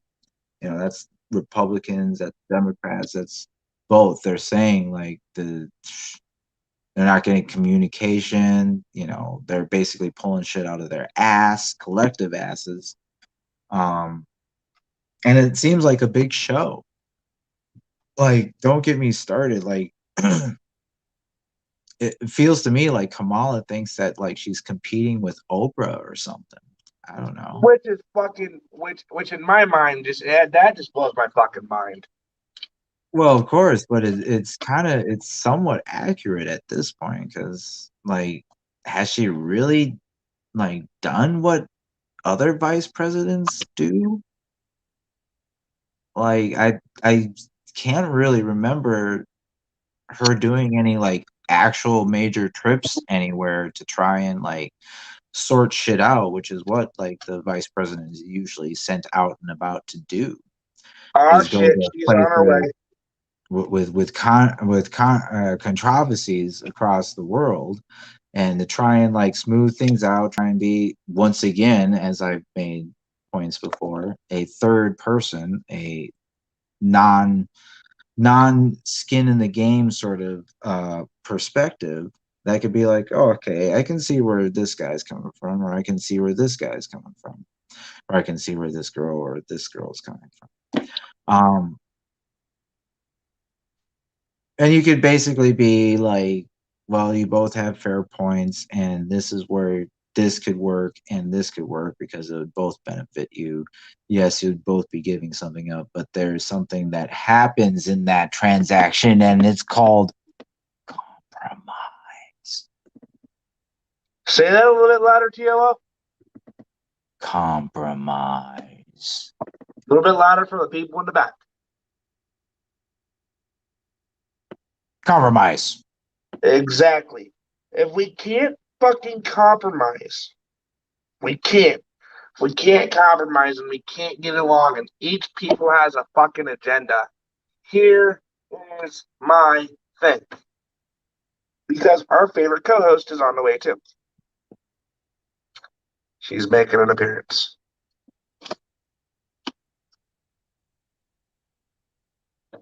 Here's my thing, okay? We can't compromise. We can't get along. I'm gonna be honest. The only thing I see in the presidency is fucking dictatorship. Well, yeah, when you pass a whole bunch of executive orders, more so than, a handful of your previous presidents, that should be what most people call a red flag. I mean, God, didn't he throw like fucking like 17 in the first 24 hours? Yeah, it was between 17 and 21, because there's, a few that were kind of split because they were part of the COVID response and whatnot. So, but yeah, it was between 17 and 21 in the first 24 hours of his presidency. He signed those executive orders.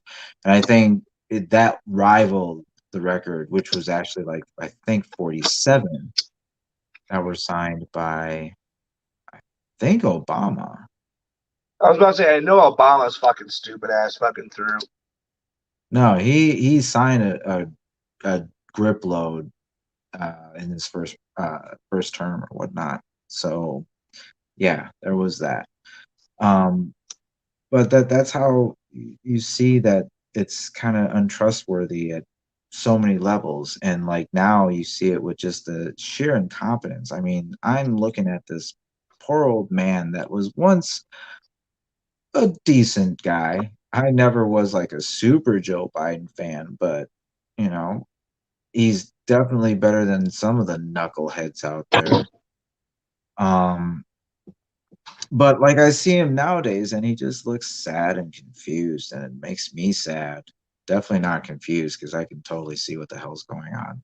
This poor old man is getting propped on the stage and told what to say.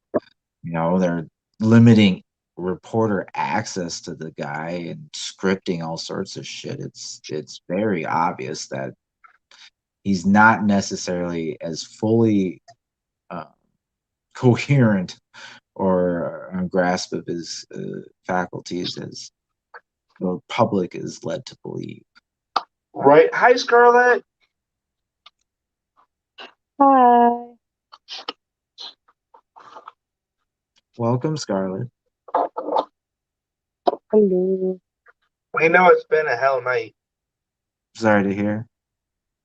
I know it's been wild. We're on politics.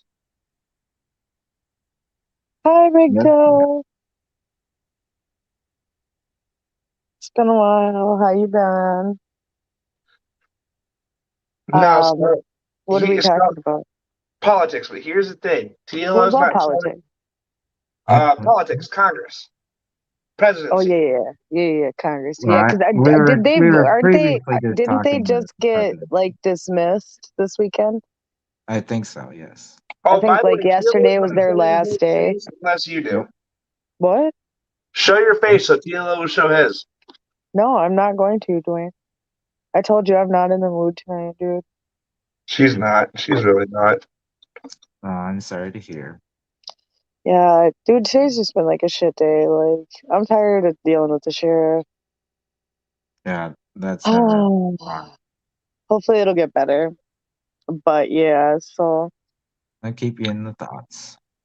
thank you. Everybody keep me in their thoughts because it's just escalated to like a whole new level. So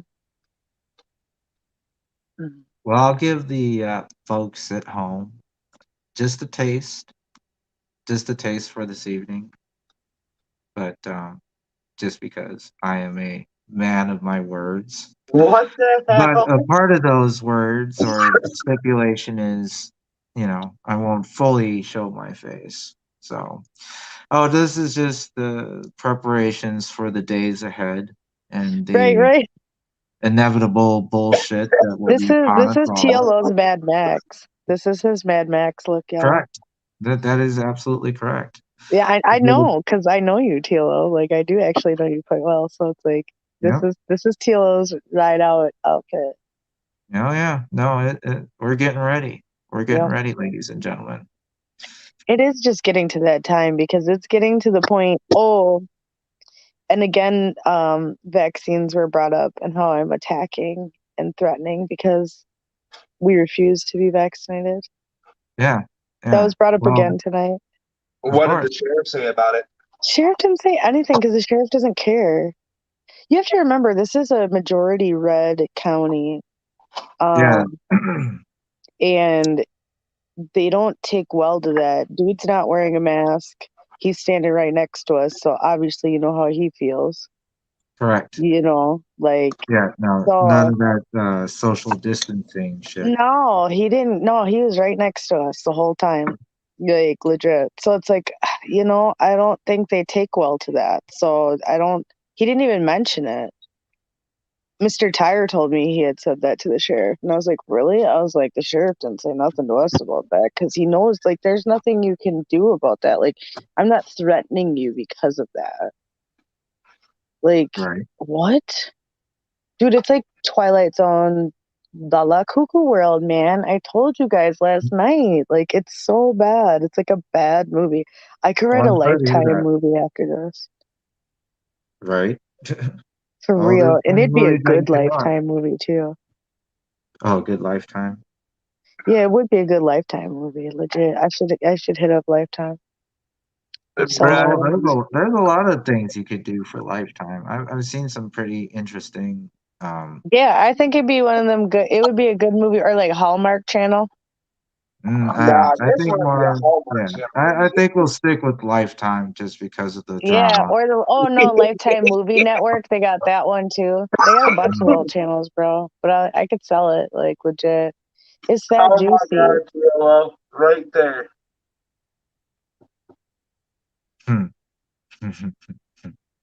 You were Hellboy's sidekick. That's Hey, that. Pam. Yes, good evening, Pam. It's good to see you. It's good to see all the old regulars, as it were, making their appearances in the chat room. It's good to know that we have Yeah, our I can't wake up from this movie. Like, I go to bed and then I wake up to more bullshit. So it's just trash. Like, I'm so over it. But just, I just hope that the inspection goes well and they approve this house because I will lose my shit if not. Scarlett, you're already losing your shit. Just be honest. I'm slightly losing my shit at this point, but I wouldn't say I've fully lost it yet. But I'm getting close. That's why I'm going to Florida. Yeah, Because exactly. I It's can't just deal with this shit. it's valid. It's a valid feeling. So of Guys, course, I'm gonna let you know she's not joking when she says she's going to Florida. We were on the phone with her last night when she bought her That's legit. Like, I'm getting out for a few days. ticket. I as can't well do you this. And should. I'm so glad I bought it because look, you guys, the next day, bullshit. Yep. Yeah. And then, by the way, you might see all three of us in Florida with Tim here in like the next couple months. Well, everybody will see me and Tim first, so. But I am gonna. United. I have been kind of avoiding on saying this here for the past hour and 46 minutes. Caden might hear me. If a second Cedar Point has finally said, I heard it from a manager today, if we have another lockdown, we are all going to lose our jobs. Sad. That's too bad. Like, and this is here. Hi, Casimira. Like, I am sad. Like, I hope and I pray that there's not another lockdown. This has been a job like no other. This has been an experience like no other. Yeah, you're not wrong, McToe, but I've been prepping for a long time. And now I have chicken, so I literally have like 500 chicken eggs, y'all. Like, no bullshit. And then she can also slaughter one of those chickens if she wants chicken. Yeah. So I did get chickens. So, like, you guys have missed out on that. I guess my whole flock, yeah. So wait, how are you gonna round up the chickens when you leave? You just grab them at night. Mm. Like, if I go out there right now to get them, they're all sleeping and they'll all let me take them. That's Yeah. how we got them. So at night, that's how like predators can take out chickens so easy because at night, for whatever reason, like they don't react like they do during the day. Like they won't run from you like they do during the day. Yeah, they're pretty sluggish, as it Yeah, were. if they even move at all. Yeah. They're like stunned at night, is the best way to explain it. So yeah, you could just go Casimiro, up I and feel grab that. them. I feel that right there. I'm trying to look for another job back home. Yeah, I don't blame you. You know, at least if you can get in now and try to get, you know, other streams of income. I think at this point in time, as many streams of income is important because inflation is happening right now. You know, things are gonna start to get tight. You know, but Yeah, I mean, flights are still cheap though. I feel like a flight was cheaper than gas to like drive around for a couple weeks. You know what I mean? Like yes. something's it's just not right. It doesn't sit well with me the way everything is lining up. And I just think like something bad is gonna happen. Well, let me say this, and my roommate will attest for this, Katie. Well, So we've already been seeing shortages everywhere already. Yeah, Well, that's Yeah, what I was look, about see? to refer right, to, yeah. the So shortages. See, look, so MGTOW watch said I told my friend about food shortages and he laughed, but you can't exactly. even get wings. There's been a chicken wing shortage. I have a whole Right. bag of Costco chicken wings in my freezer too. And I've been You're saving right. them motherfuckers. So watch this. I want to point this out to you guys, right? So a lot of people know I've been sick. Right. Caden, how long after I got sick did you start getting the same symptoms? Oh, you work bakery at a grocery store, Casimiro? My mom used to work at a grocery store, and grocery stores be stressful. Okay. Mhm. They are drama. And a lot of them are unionized too, so then they're extra drama. Bruh. Dude, Yeah, bruh. dude. Yeah. My mom worked at a grocery store for a few years.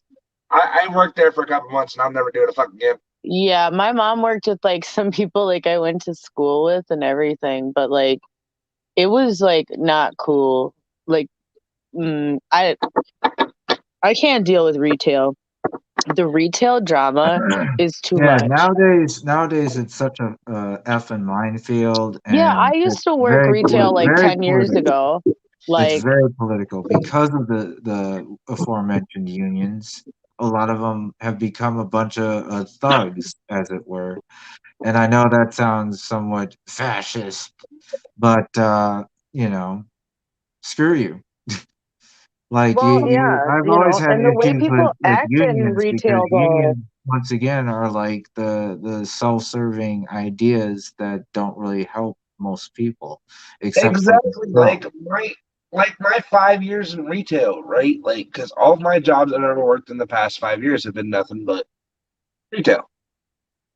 Yeah, retail sucks, dude, because the It's been drama. bullshit. If It's there Yes, been wasn't all the bullshit. and the drama and like customers it's like are a very small high school. insulting. They're demeaning. You'll get a lot of Karens. That's why the majority of the Karens you Oh, see I used to get on the Karens. internet are I used to get in. Karens all the time at Proactive. All the time. Yeah. I bet you get Karens at your job. Well, you know, maybe if they're, you know, visiting somebody, but no, I don't do When the you retail worked your anymore. other retail job at that nice retailer, I bet you got Karens. Oh yeah, no, absolutely, absolutely. When I Yeah. was working at the good old BR, there was Yeah. definitely. When I worked at Sunglass Hut, I got a lot of Karens. Oh When I yeah, worked at Proactive, I got a ton of Karens because then they'd come in and be like, this didn't work for my kid. And then I would ask them, well, did you use it the way that they say? Did you make sure your child used it twice a day, every day? yeah, And yeah, they'd be right. like, well, no. And I'd be Well, like, no. well, until you do that, you haven't used the system. Well, and it's like I would get them like at Circle K at night, and like Scarlett was so funny story. Scarlett was on the phone with me when I got a Karen in my store. She went like because I had to call her into the store because of the fact she kept trying to prepay outside, and at night some of our pumps do shut down on prepay.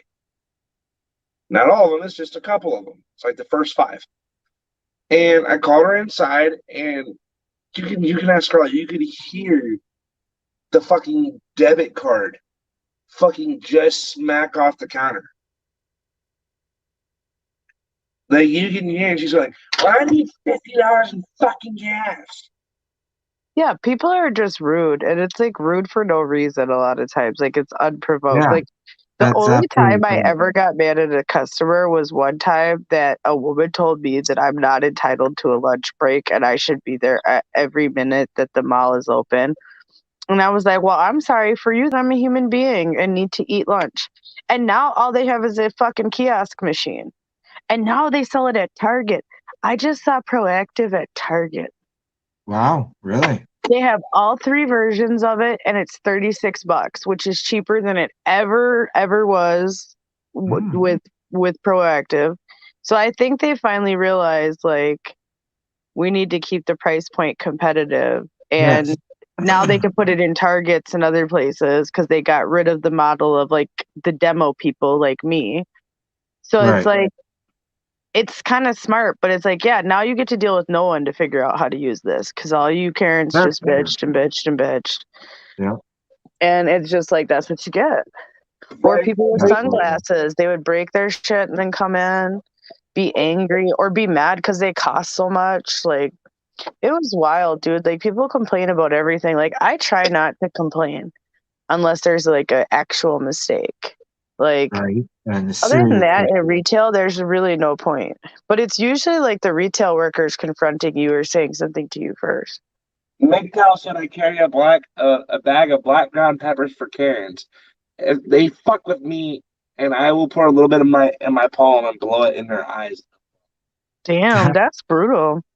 Yeah, I like it. But that I like works it. though. Yeah, no, I'm kind of here for that. Like, I used to make a remember certain Three Ninjas? concoction You that remember Three Ninjas? They did that in Oh. Three Ninjas. Yes, they did. Yeah, they did. Yes. I And love it Three works. Ninjas. It does work because it's capsaicin. It's gonna work, especially if you have some fresh ground pepper and like you did it with like some peppercorns and grinded them down. They'd be hot, Mm-hmm. hot. Mm-hmm. With all Now, the peppers Taylor, I have this year, though, I could make some hot ass spicy like pepper spray, bro. Like hot. what's this concoction you were talking about, TLO? Yeah, what's the concoction? Have you really? Have you gotten in trouble? What do they say? What do these people do? Are they just like stunned that this occurred? Because I feel like most people would be like, "Is this real life?" and just like move, you know?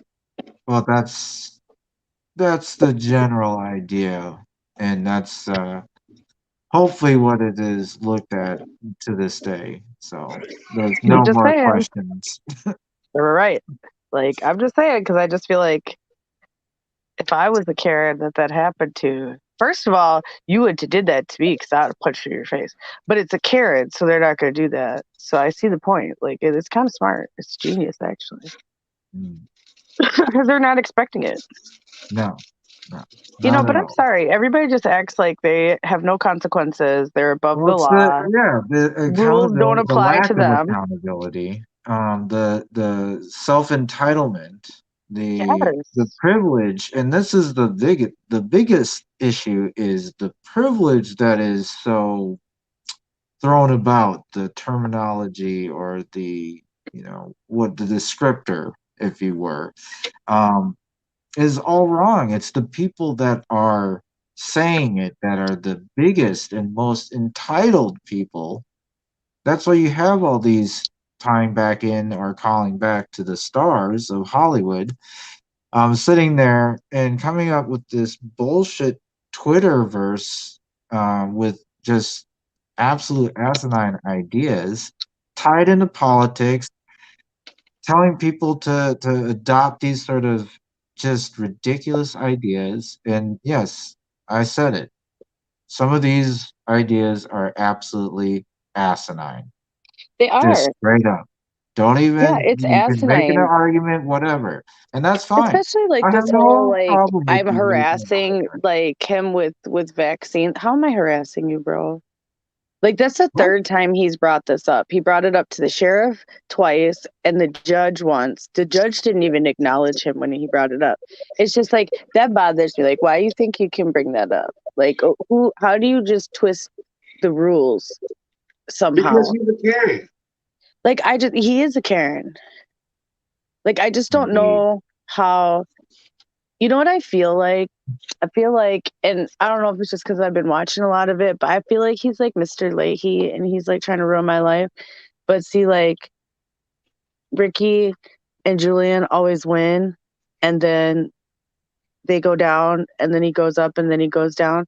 I just feel like that's the kind of circle I'm in. It's like a non ending shit circle. Like, that's just how I feel right now. And I just can't wait to get the fuck out of here. Like, I need to get the fuck out of here. Like, they need to hurry up and come inspect this house and approve it and get me the fuck out of here because I gotta go. You know what, Scarlett? I'm gonna say this. If I would have heard him yell at you or Mr. Tire like that, and I was there, I'm sorry. But here's the thing. One, everybody knows if me and Tio are around, don't fuck with Scarlett. That's the last motherfucker you want to fuck with. Two, I have been on the phone with Scarlett while this motherfucker's just barged in. Shit. Me, Tilo, and Tim's all been on the phone at times, and this motherfucker just came barging through the fucking door. Tim's been here. He's met him. Yeah, Tim's been there. What? Scarlett, what? Like, what? About a month ago, I was on the phone with them? On the phone with you? Yeah, it Barging was through the like, yeah, fucking it was a door? month ago when And he that busted morning, in. Yeah. that fucking And morning, I I might called. need your sworn statement when we go to court, bro. I'll, I'll, I'll fucking write it up tonight. Give me an email address. I got you. I'm just saying, because I'm just tired of this, dude. Like, I'm living in this shit, and it's so stressful, y'all. Like, it's so bad. Like, I'm so stressed out. But I'm just trying to hold it together because I'm not trying to let it get to me, though. But the never-ending, like, shit storm is sucks. Because you guys know what I've been going through all this whole year. It's always been something. And that is not my life, bro. I do not live this way. Like, Like, so Scarlett, it's just terrible. Scarlett used to be on every Friday night, and because of this bullshit, we don't even see Scarlett on anymore. Nope. Exactly. Is it fucked up, y'all? And I hate to be like that, but it like morphed from like dealing with like the death of my dad, which I'm still dealing with.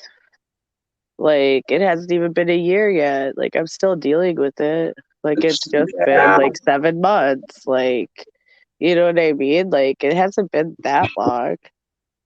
And then now this shit. And then the family bullshit.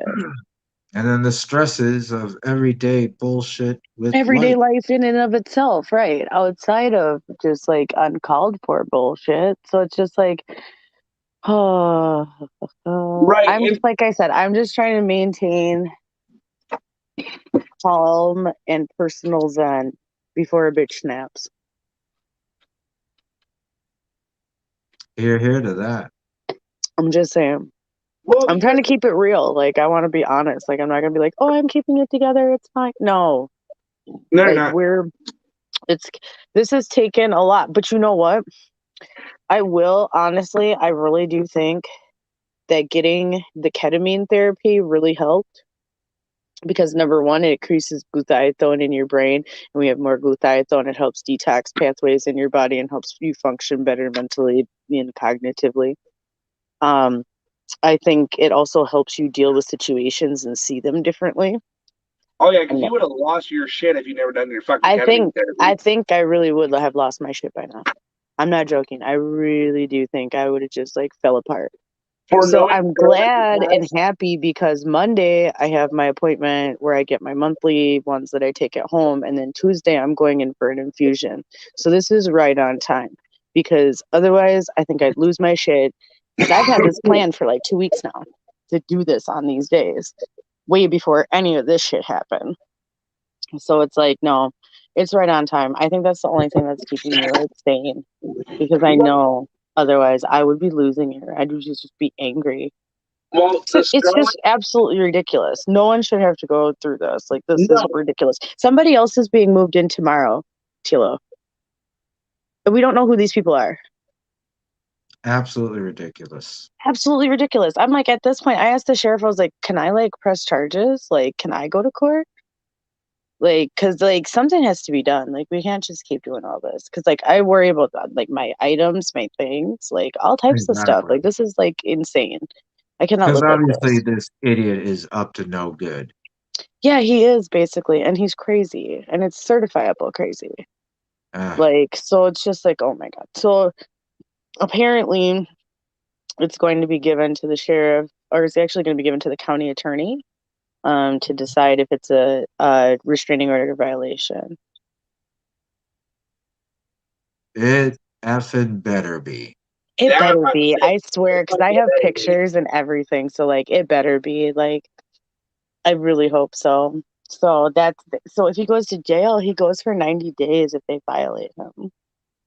it's 90 days for it. So I looked it up. It's 90 days for every violation that he Nope, gets. nope. It goes up every time. So first time's 90 Yep, days, next time 6 months, a time after that's a year. correct. Yeah. They do Because increase it each it's time it active for a happens. year. Yep. So I thought you said 2 years. no, it's a year. I looked at the paperwork. The judge amended it and it's a year. It said 2022.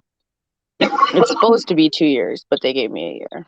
But here's the thing that I was gonna say though, knowing the old Scarlett, like the one that I knew 5 years ago before doing the ketamine treatments, and the knowing you now, if this was 5 years ago, yeah, he'd have a bullet in him. I mean, I might have. I'm not joking. Like, I'm pissed. Like, I'm really angry, but I'm not that mad. Like I said, I've got it together because I'm not going to be moved by this. I'm tired of people thinking that they can fuck with me and that's just going to like set me off. Like, I'm over that. Like, And see, that's what I was you are saying not before. going to push my buttons in that way. Is like with Hollywood and whatnot, with politics, everything is about pissing everybody off. Yeah. Everything. It doesn't Yeah. To the matter if point of you're left or pistivity. right. Yeah. Yeah, to the point of pistivity. And I am not getting to the point of pistivity, okay, because I just refuse. Um You know, I can't say for sure 100% it's all of that, but I just know the characteristics of what I read about clinical trials and anecdotal evidence that it probably is. And I was talking to the owner of the clinic because we talked. And I was like, I think that's what's helping me. And that was 2 weeks ago before this shit. And I know it's helping me now because otherwise I'd be losing it. Because, like, this is too much for anyone. Like, it's just constant shit every day. No one can live like this, okay? No one can live like this. I couldn't. I know you couldn't, Dwayne. You would already lost it by now. Oh yeah. You know? Bro, And you have to remain calm and cool. Like, I'm on the breaking point of losing it up here. Holy shit. yeah, I could see that. Yeah. Because, like, bro, a lot of things are out of your control in the dorm. You know what I bro, mean? no, Like, Exactly. you missed right? the You know, it's like tour. summer camp or something, or Yep. like, you know what I mean? Like, But you missed Yeah. the tour With yesterday. summer with the camp threatened dorms. by wildfires, perhaps. right. Exactly. But Scarlett, you missed the tour of the dorms yesterday. Oh, This ain't a fucking dorm. This is a fucking barrack. same Yeah. thing. We know. We are painfully aware, as most of, if all of the audience is painfully aware, that is more likened to a barracks or prison compound in certain sort of perspectives. But And that's how dorms are like now. They're like little prison rooms and shit, and they get searched, and you know, like, well, they do get searched. I know that since my cousin They don't search our rooms. recently went to the well, I'm U of just M. saying, like, if you were in a dorm, it'd be like the same shit, like super, you know, secret access, all that Like, bruh, it's bullshit. bullshit, drama, you know, all that. Bruh, I gotta worry about walking outside every night now. So, like, fucking this girl's car got shot like 2 weeks ago, like a week ago. Wow. I gotta worry about going outside now because of all the gang mentality of fucking getting shot in the middle of the fucking night because they're just shooting. Well, if I were you, I'd be bringing some pepper packets outside, Dwayne. Bruh, I got peppers, What, bruh. what he's saying is, you better bring the heat. Yes, that's what I'm saying. You better get with it, Dwayne. But at the Bring the same time, heat. too, you just gotta be street smart and aware of situations, you know? That's all. Bruh, then the people in the park, they just piss you off even more. Yeah, I couldn't deal with the That's why I public. don't go to I've that already said fucking that. place. I couldn't deal with, and I shouldn't say the public, but I should say the general public as it is now that goes to like a lot of these events. Like, it's everywhere. Did you know Bruh, tonight, TLO? Hold on. Do you know tonight, TLO, or yesterday, I guess, at the Olmsted County Fair, they had to shut it down because of like 60 people like running around robbing people and like Yeah. starting fights and like all types of shit. So it's like, and that's not a place you would expect that. So it's like, it's just the public everywhere now. Like, Well, everybody it's has like- collectively lost their minds. It's like this when I worked Power Tower. When I worked the Power Tower, you're not allowed to have any loose articles on you, right? Right. Your phone, your sunglasses, I mean, unless they're secured by an athletic strap. Your phone, your wallet, and everything now has to go in a box in front of the ride. You can't even wear a GoPro. Right. Well, there's one dude that had special permission to wear a GoPro to film for his YouTube channel. This dumbass fucking cocksucking son of a bitch doesn't keep it attached. He throws the fucking bitch off the fucking tower at 240 feet fucking tall. And we already know how fucking fast an item fucking goes free falling from 240 feet by a good 50 fucking miles an hour. At least. Smack me dead in the fucking chest at 50 miles an hour. I have gotten vape pens. I've gotten shoes. I've gotten a fucking water bottle. I've gotten fucking. Yeah, how do these people fit this on their person? And why wouldn't you right. think to give it up? Don't they have little cubbies or something before the ride that you could put stuff on? Yeah, as I just said. But the water bottle was attached to the girl's hip, so she didn't have to give it up. No, she should have to give it up. No loose articles. I'm sorry, but anything that's like literally not attached to your Yeah, clothing, right. like sewn on, that If wasn't you like an weren't born aftermarket or part. decided to have an operation to have it attached, it Yeah, ain't like going on the anything that's ride. aftermarketly attached, you need to Yeah. take off of you. Like, Well, like a unless fanny it's pack. like a glasses lanyard or something like that, that would Well, actually keep your glasses on or something. But like you're other than that, no. you're allowed to have your fanny pack on. That's I fine wouldn't because a even fanny have pack is I wouldn't even attached to your have that, to waist. be honest. Yeah, Just if Well, that's because then of for zipped some up, of they these shouldn't people, be a get this problem. That shit. shouldn't fall off of you because that should be tight around your waist. And you know what I mean? And you could tighten it up before you go on the ride if you wear it loose, you know. That's where some people get like the vape pens and shit to throw at us, But bro. they It's need to another zip fanny their pack. fucking fanny packs if they're Yeah. flipping upside down, fools. Zip your shit. Zip your shit. Like, or wear one of them like little waterproof bag things that everybody wears Bro, now around their it's necks. not that they're not zipped. They unzip them because it takes you up, gets you to the top, and then drops you like 6 seconds later. I don't care. It shouldn't be unzipping. Your zipper should be secure No, if you they zip are that motherfucker. unzipping For real, them keep your themselves. shit zipped. Yeah, They you got a unzip cheap them ass fanny themselves. pack then. If that shit somehow gravity is unzipping it, you got a shitty It's fanny not. pack. No, it's not gravity. It's the dumbasses unzipping this on the way up, grabbing an item, zipping it back up, and throwing the bitch at you. No, see, Why are look, they when they got throwing back it to at the you? ground, they'd be getting kicked out. No, Yeah, I was no, about to say No. that'd be I'd be calling either security. They tried to either assault me. Mm-mm. either you leave the premises or I leave your ass behind right here. I'm just saying, like, you can't be doing all that. That's assault. You could kill somebody with some of these items up that tall. Bro, and that is like telling the larger guests, like, look, I'm sorry. Like, okay, so the way we tell a larger guest they can't ride is, I'm sorry, but we can't let you ride due to the fact that the restraint won't completely lock or we can't get the seatbelt in place.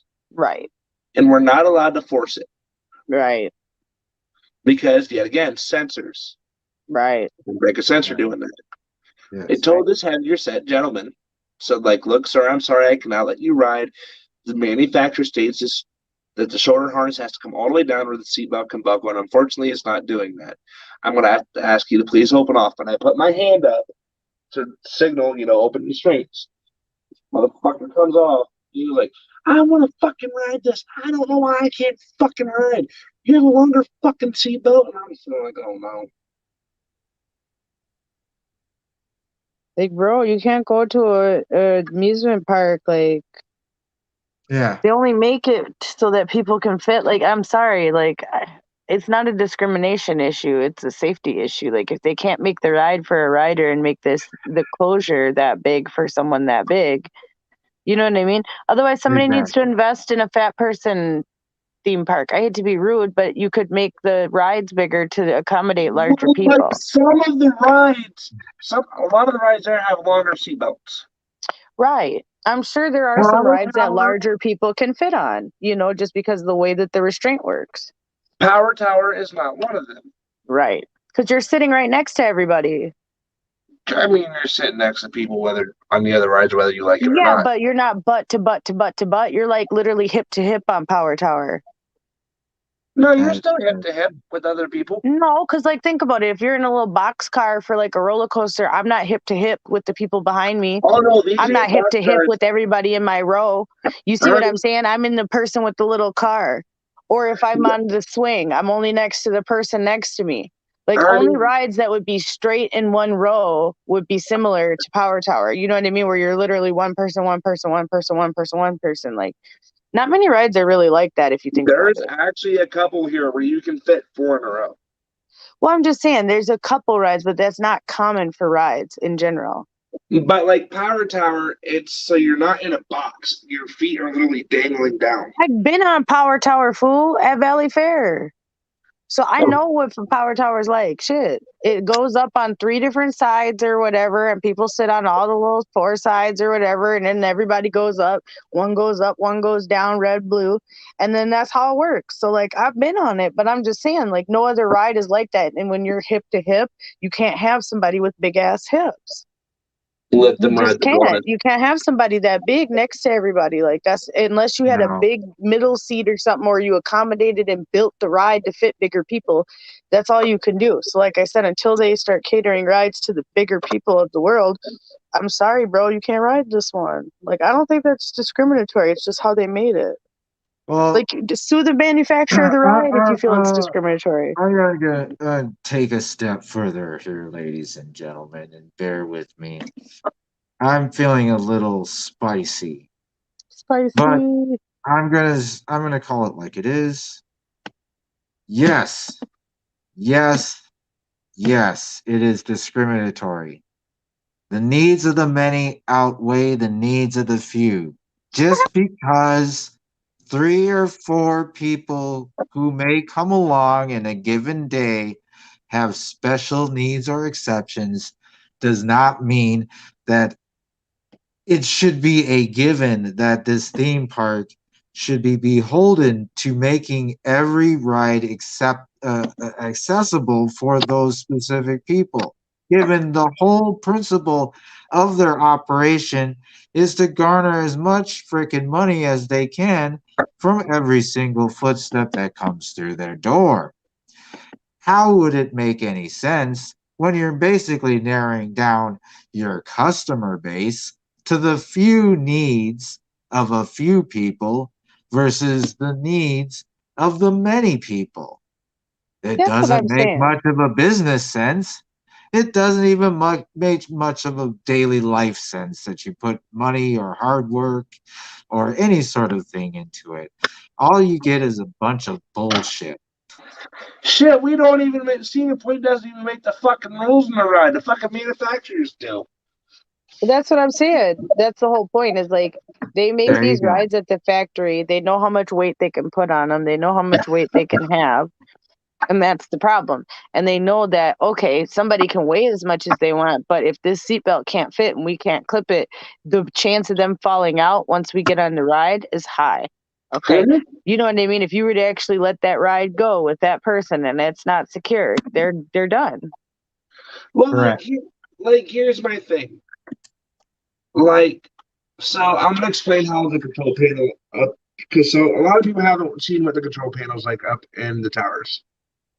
So our control panels, so when you guys pull them down and like they get down to the point where you just hear them clicking, Right. it's a ratchet system. It's Right. going into each hole. And when we turn that knob in the check, that fucking seat's not going anywhere. Before we can even press the start button on the ride, we have to put it in lock. So no matter if your fucking seatbelt comes, if your seatbelt comes off for some reason while the ride's going, the ride's stopping. Yeah, I get that. The little safety measures. That's just how it fucking is. Like if you fucking pull your seatbelt on fucking tower, guess what? You're gonna be stuck up there for a good fucking minute till we get you down. Dumbass should never fucking took your seatbelt off. Right. Or I see you take your seatbelt off. Guess what? I'm pressing the emergency stop button. Fuck you. I'm gonna ask you to get out my ride. I'd even ask people to get the fuck out of my queue section because if they thought it would be funny to bring alcohol through there, knowing damn well you can't bring beer through the queue line.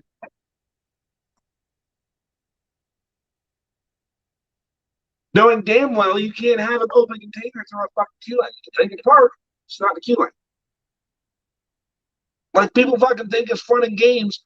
Or when I'm working park services, fucking I'm doing trash, some dude fucking has fucking attitude. I said, Sarah, wait till I get a fucking bag in there because we have 2 bags in and one's a liner. Fucking decides to add dump trash when there's no bag in the can.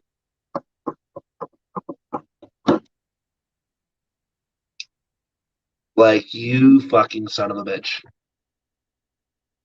Yeah. Well, there's unfortunately a lot of them out there. Like, what the fuck? Why do you have to be a dick? As I said, because there's a lot of them out there that just seem to get off by being a dick. And you don't even have to have one. Like, my buddy Caden over here works in security. He does traffic. he deals more with he deals with more of the bullshit than we do. Right. How many times you get told fuck you and get flipped off a day? At least 10 times in an hour. And he's out there for 12 hours. Mm, Pam said, "Let him ride the golden penis." that's right. Yeah. I know, I'm telling you, I'm doing the thing. Hard. Hard. Turbo mode. That's Fuck, right. no. That's right. That's right. Like, look, guys, like, and then I'm going to say this too. Just because we're not on air, say this one more time. Just because we're not on air does not mean we've just left y'all. Right Oh, did we spin for another topic yet, or what? No, I'm spinning for one now. Spinny. Hold on. Random picker, so politics and Congress is gone.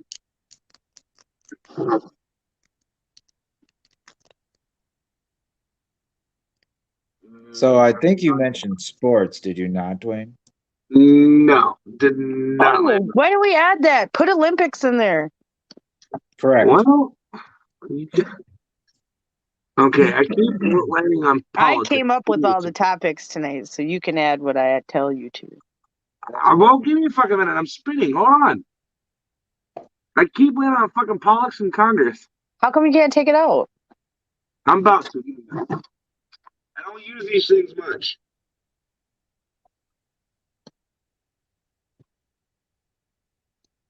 All right. Politics and Congress. Now I'm going to add, you said sports? Olympics. Oh, Because sports does tie into politics these days, now that most of these athletes have decided to make it into politics. True. And that's a sad fact. It's like, why can't you be athletes? Yes, you can be political, and yes, you can say, oh, hey, I have this opinion. But when you start acting a damn fool in front of the entire world, that's when I get a little irritable. fires. What the hell did you just say? Fires. Oh, the fires. Okay. Let's go look up. They're everywhere. They literally, Garfield, not now. like literally. Lay your butt down. Yes, lay your furry orange butt down, cat. What?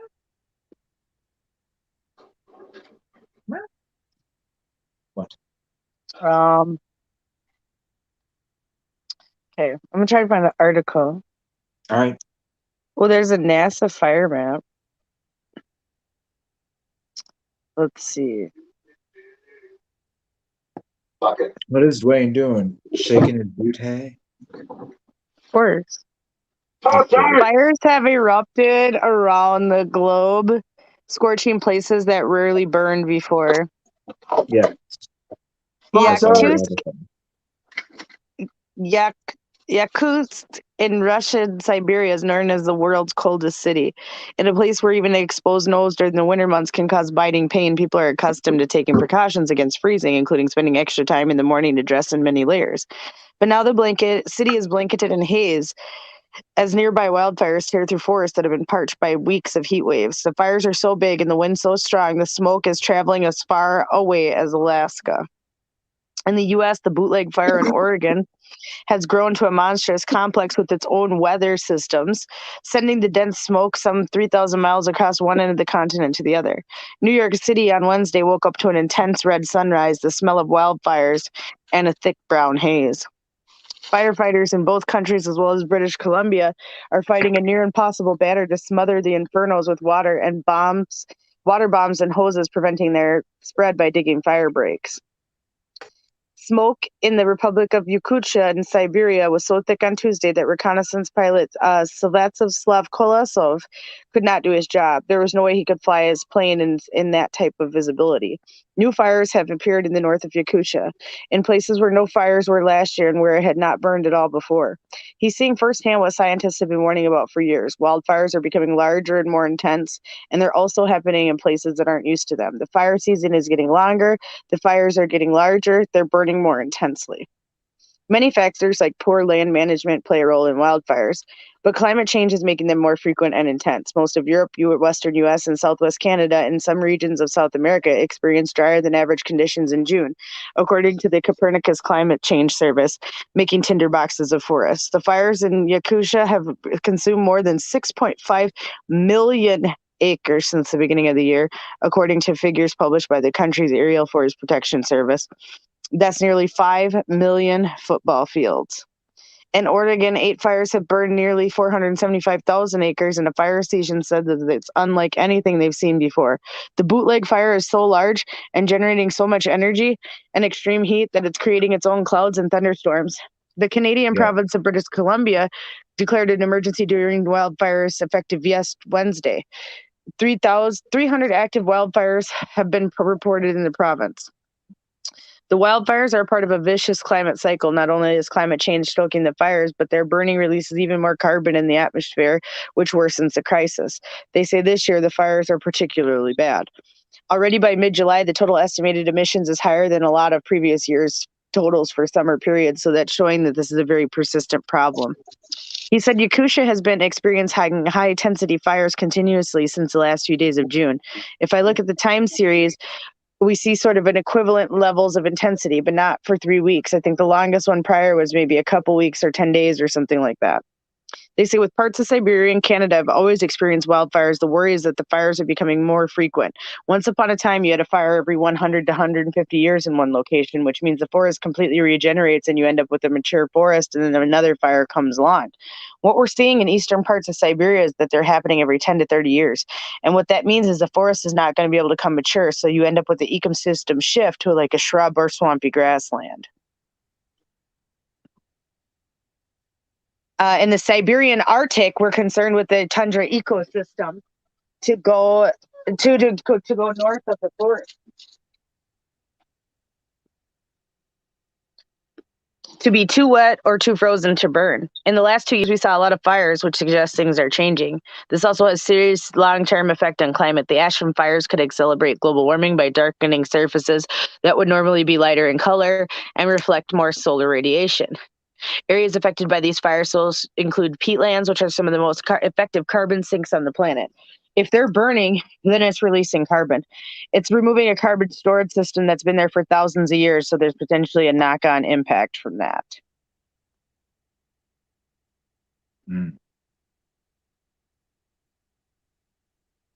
So that's interesting. Very. So, all right. So I want to start real quick. I want to start on this because we kind of talked about this last night on the phone. ETL and Scarlett, we're going to talk about this a little bit. People, I'm going to start off like this. People with medical health issues, as in respiratory issues. If you live in a state or here in Sandusky or in Minneapolis, Oregon, Utah, Canada, and you have respiratory issues, start limiting your time outside. Because what I've even learned, I can't go outside in this shit. Not for long. Like, what, Tilo? Like, what did I say? I'm not even going to the park right now until I can last 10 minutes outside? Well, yeah, and hopefully you're adhering to that and not risking your lungs. I don't even. Only time I go outside right now is to go get food or to go get cigarettes. That's it. And that 30-minute walk even fucking kills me. But here's the thing, guys. What you guys know? God damn it! Unlock the door. Scarlett, yeah, because I'm talking, I fucking locked myself out.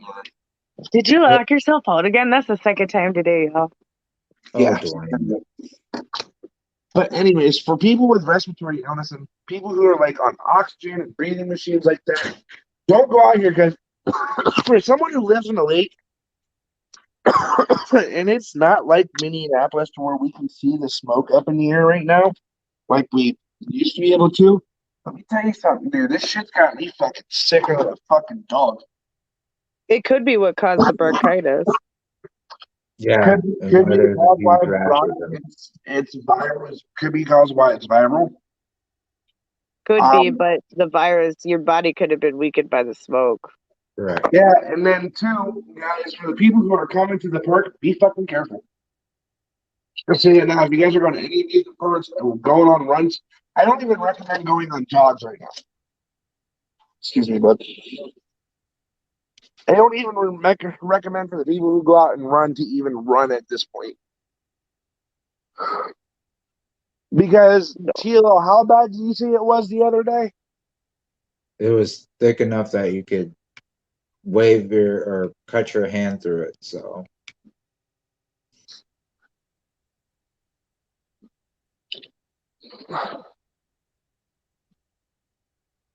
Like, and if there's a burn notice, if you guys are on a burn notice and a burn ban, fucking listen, because this is right probably here why we have half of the fucking issues we do when it comes to wildfires. Y'all motherfuckers get put on some burn bans. You're like, oh, so we'll have a bonfire. Next thing you know, you have thousands of fucking acres burning because of your dumbass. yeah, there is a lot of that stupidity going around. That's true. I mean, like, as a volunteer, as someone who's a volunteer firefighter, I've been outside those fucking fires. It's not fun. When you guys don't listen to burn bans, you're putting us at risk. Correct. Because now we're the ones out there every fucking night fighting it and trying to maintain it. And what did that article say, Scarlett? You said that article said that even with water bombs, hoses. Yeah, no, they're still burning everywhere, and they're afraid about a couple of fires at the Canada border to get to Minnesota, actually. Right. Like, if we can't even dig a line in the fucking ground to get it to stop, then what the fuck? Nope. Yeah, Because the fire doesn't care about the border. Nope. Not yeah, at all. because I knew that the one way that we did it when what was the one 3 years ago that I was at? Scarlett, you would remember. What one? Yeah. Tell me what Be fucking specific. wildfire that was last year. 3 years Oh, ago. or you mean 2 years ago, the one that we like covered? Yeah. And the one that Wasn't my that volunteer department wanted me to go to. wasn't that like is that what I forget? It was the California fire. Once Like, again, you kind of have to be specific because there's been a few. Yeah, I forget which one it was. It wasn't like it was after Paradise, but Like, I had friends and everything working at the scene. They were digging holes and shit in the ground, and it just wouldn't quit. I think it was that one in like Santa Barbara or like Malibu or something. Right. Idiot. We've done so many things. Dude, these wildfires aren't a fucking joke. They are no joke. I'm just saying. Just saying. Right.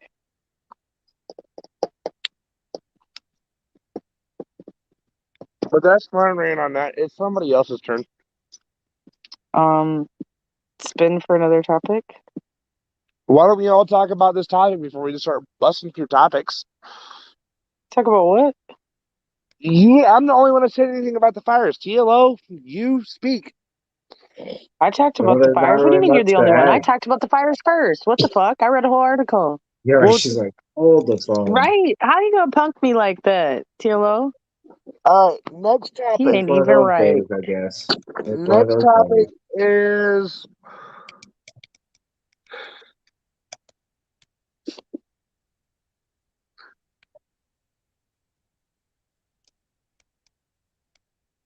CDC green zones. Oh, that's the next one. Okay. All right. So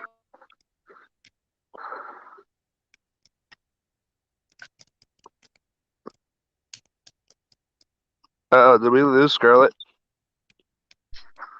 okay, everybody who was here last night, right? Right. Right. most heard Tim read the article. Right. And Right. the shielding approach. Okay, so I read that earlier today. You did send me that.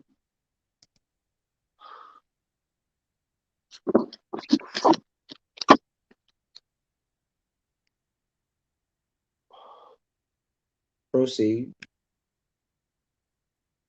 Scarlet. Did we lose her? Do we lose Scarlet? Scarlet. Ooh, that brown cinnamon sugar Pop Tart's not sitting with me. Gotta be careful of them Pop Tarts, bro. Bro, my mom sent me like 5 fucking boxes, bro. Oh yeah, we lost Scarlet. While we're waiting for her to come back, dude, my mom sent me 5, dude. Like with all the stuff that I got in the mail, I'll read it off. I'll tell you what I got. I got the 10 gourmet, Hornet gourmet meals put in the microwave. Right. 24 pack of roast beef ramen. 15 boxes of mac and cheese. 2 big ass boxes of fucking chips. Forks, bowls, Pop Tarts, cookies, and snacks. That's Come back, impressive. Scarlet. Oh, she's here. Hold on, I gotta add her back. Scarlet, hi. Garfield. We gotta get you logged in tonight. When we're done, you gotta call me so I can get you the code. Yeah, we're gonna do that tonight because I do need to be in because I can't do nothing like this, and I would like to be able to do shit. Okay, but so I believe that this document is basically like the actual policy framework for the article that we read last night. Okay, and I'm gonna Or try do to you read it wanna log quick. in? Or do you want to log in now? I don't. I got to read it quick because it's gonna cut me off regardless. Okay. So the shielding approach aims to reduce the number of severe COVID-19 cases by limiting contact between individuals at higher risk of developing severe disease in the general population. High-risk individuals would be temporarily relocated to safe or green zones established at the household, neighborhood, camp sector, or community level, depending on the context and setting. They would have minimal contact with family members and other low-risk residents. Current evidence indicates that older adults and people of any age who have serious underlying medical conditions are at higher risk from severe illness. And in most humanitarian settings, older population groups make up a small percentage of the total population. For this reason, the shielding approach suggests physically separating high-risk individuals from the general population to prioritize the use of limited available resources and avoid implementing long-term containment measures among the general population. In theory, shielding may serve its objective to protect high-risk populations from disease and death. However, implementation of the approach necessitates strict adherence to protocol. Inadvertent introduction of the virus into a green zone may result in rapid transmission among the most vulnerable populations the approach is trying to protect. A summary of the shielding approach described by Favas is shown in Table 1. See guidance for the prevention of COVID-19 infections among high-risk individuals in low-resource, displaced, and camp-like settings for full details. Table 1, summary of the shielding approach, household level, specific room area designed for high-risk individuals who are physically isolated from other household members. Movement interactions. Low risk household members should not enter the green zone. If entry is necessary, it should only be done by healthy individuals after washing hands using face coverings.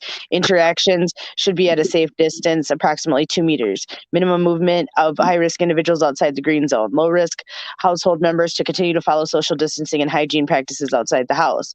Next, neighborhood level, a designed shelter or group of shelters max to 5 or 10 households within a small camp or area where high-risk members are grouped together. Neighbors swap households to accommodate high-risk individuals. Listen to this shit, you guys. Yeah. Level they're camp. wanting Hold on, let me continue. Level camp or sector level, a group of shelters such as school community buildings within a camp sector, max 50 high-risk individuals per single green zone, where high-risk individuals are physically isolated together. Their movement or interactions. One entry point is used for exchange of food, supplies, etc. A meeting area is used for residents and visitors to interact while practicing social physical distancing. No movement into or outside the green zone. The shielding approach requires several prerequisites for effective implementation. The several are addressed, including access to healthcare and provision of food. However, there are several prerequisites which require additional considerations. Table 2 presents the prerequisites or suggestions stated in the shielding guidance document. Column 1, and the CDC represents additional questions and considerations alongside these prerequisites. Number 1.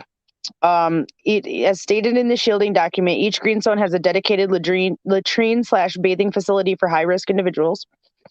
The shielding approach advises against any new facility construction to establish green zones. However, few settings will have existing shelters or communal facilities with the designated latrines or bathing facilities to accommodate high-risk individuals. In these settings, most latrines used by households are located outside the home and often shared by multiple households.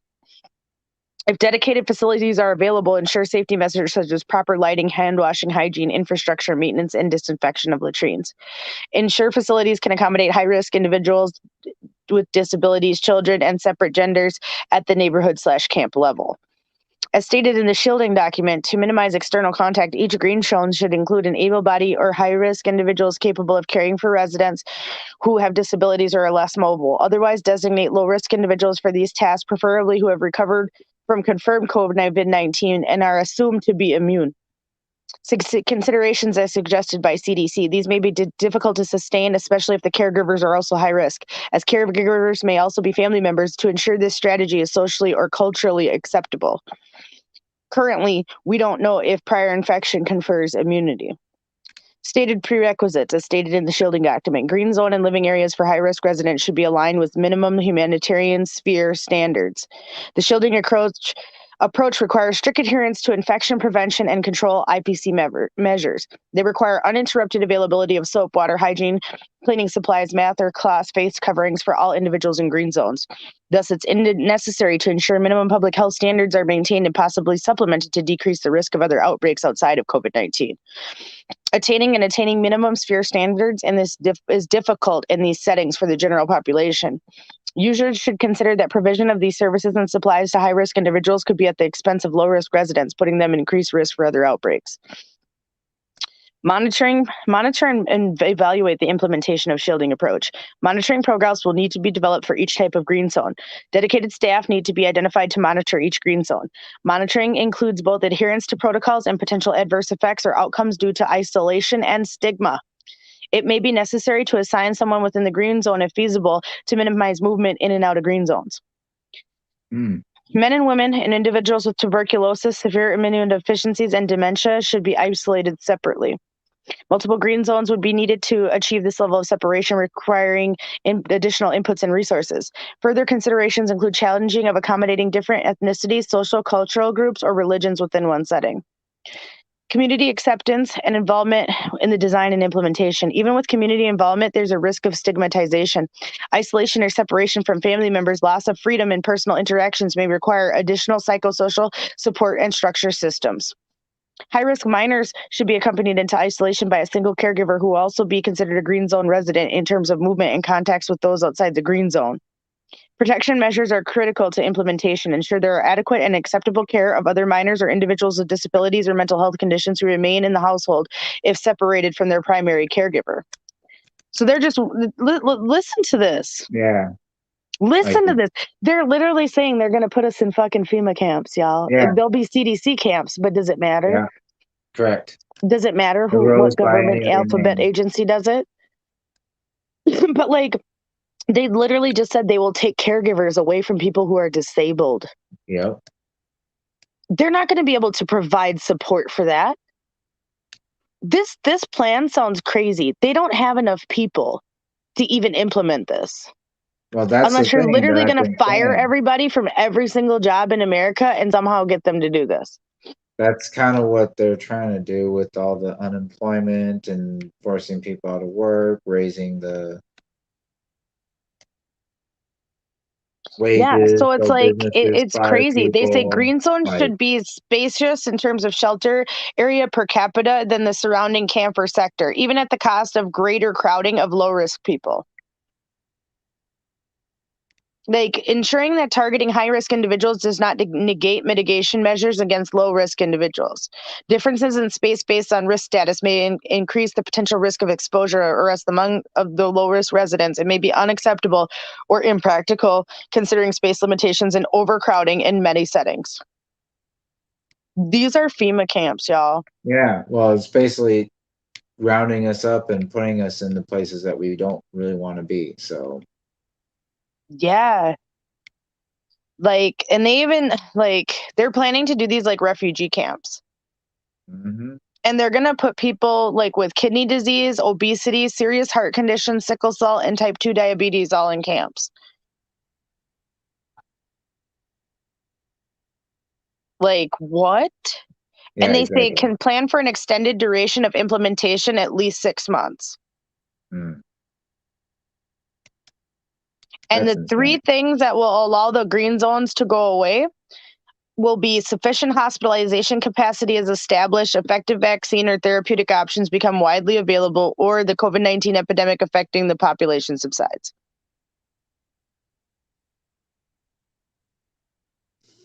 Sounds like trouble's a brewing, folks. Yeah. Yeah, Like, big time.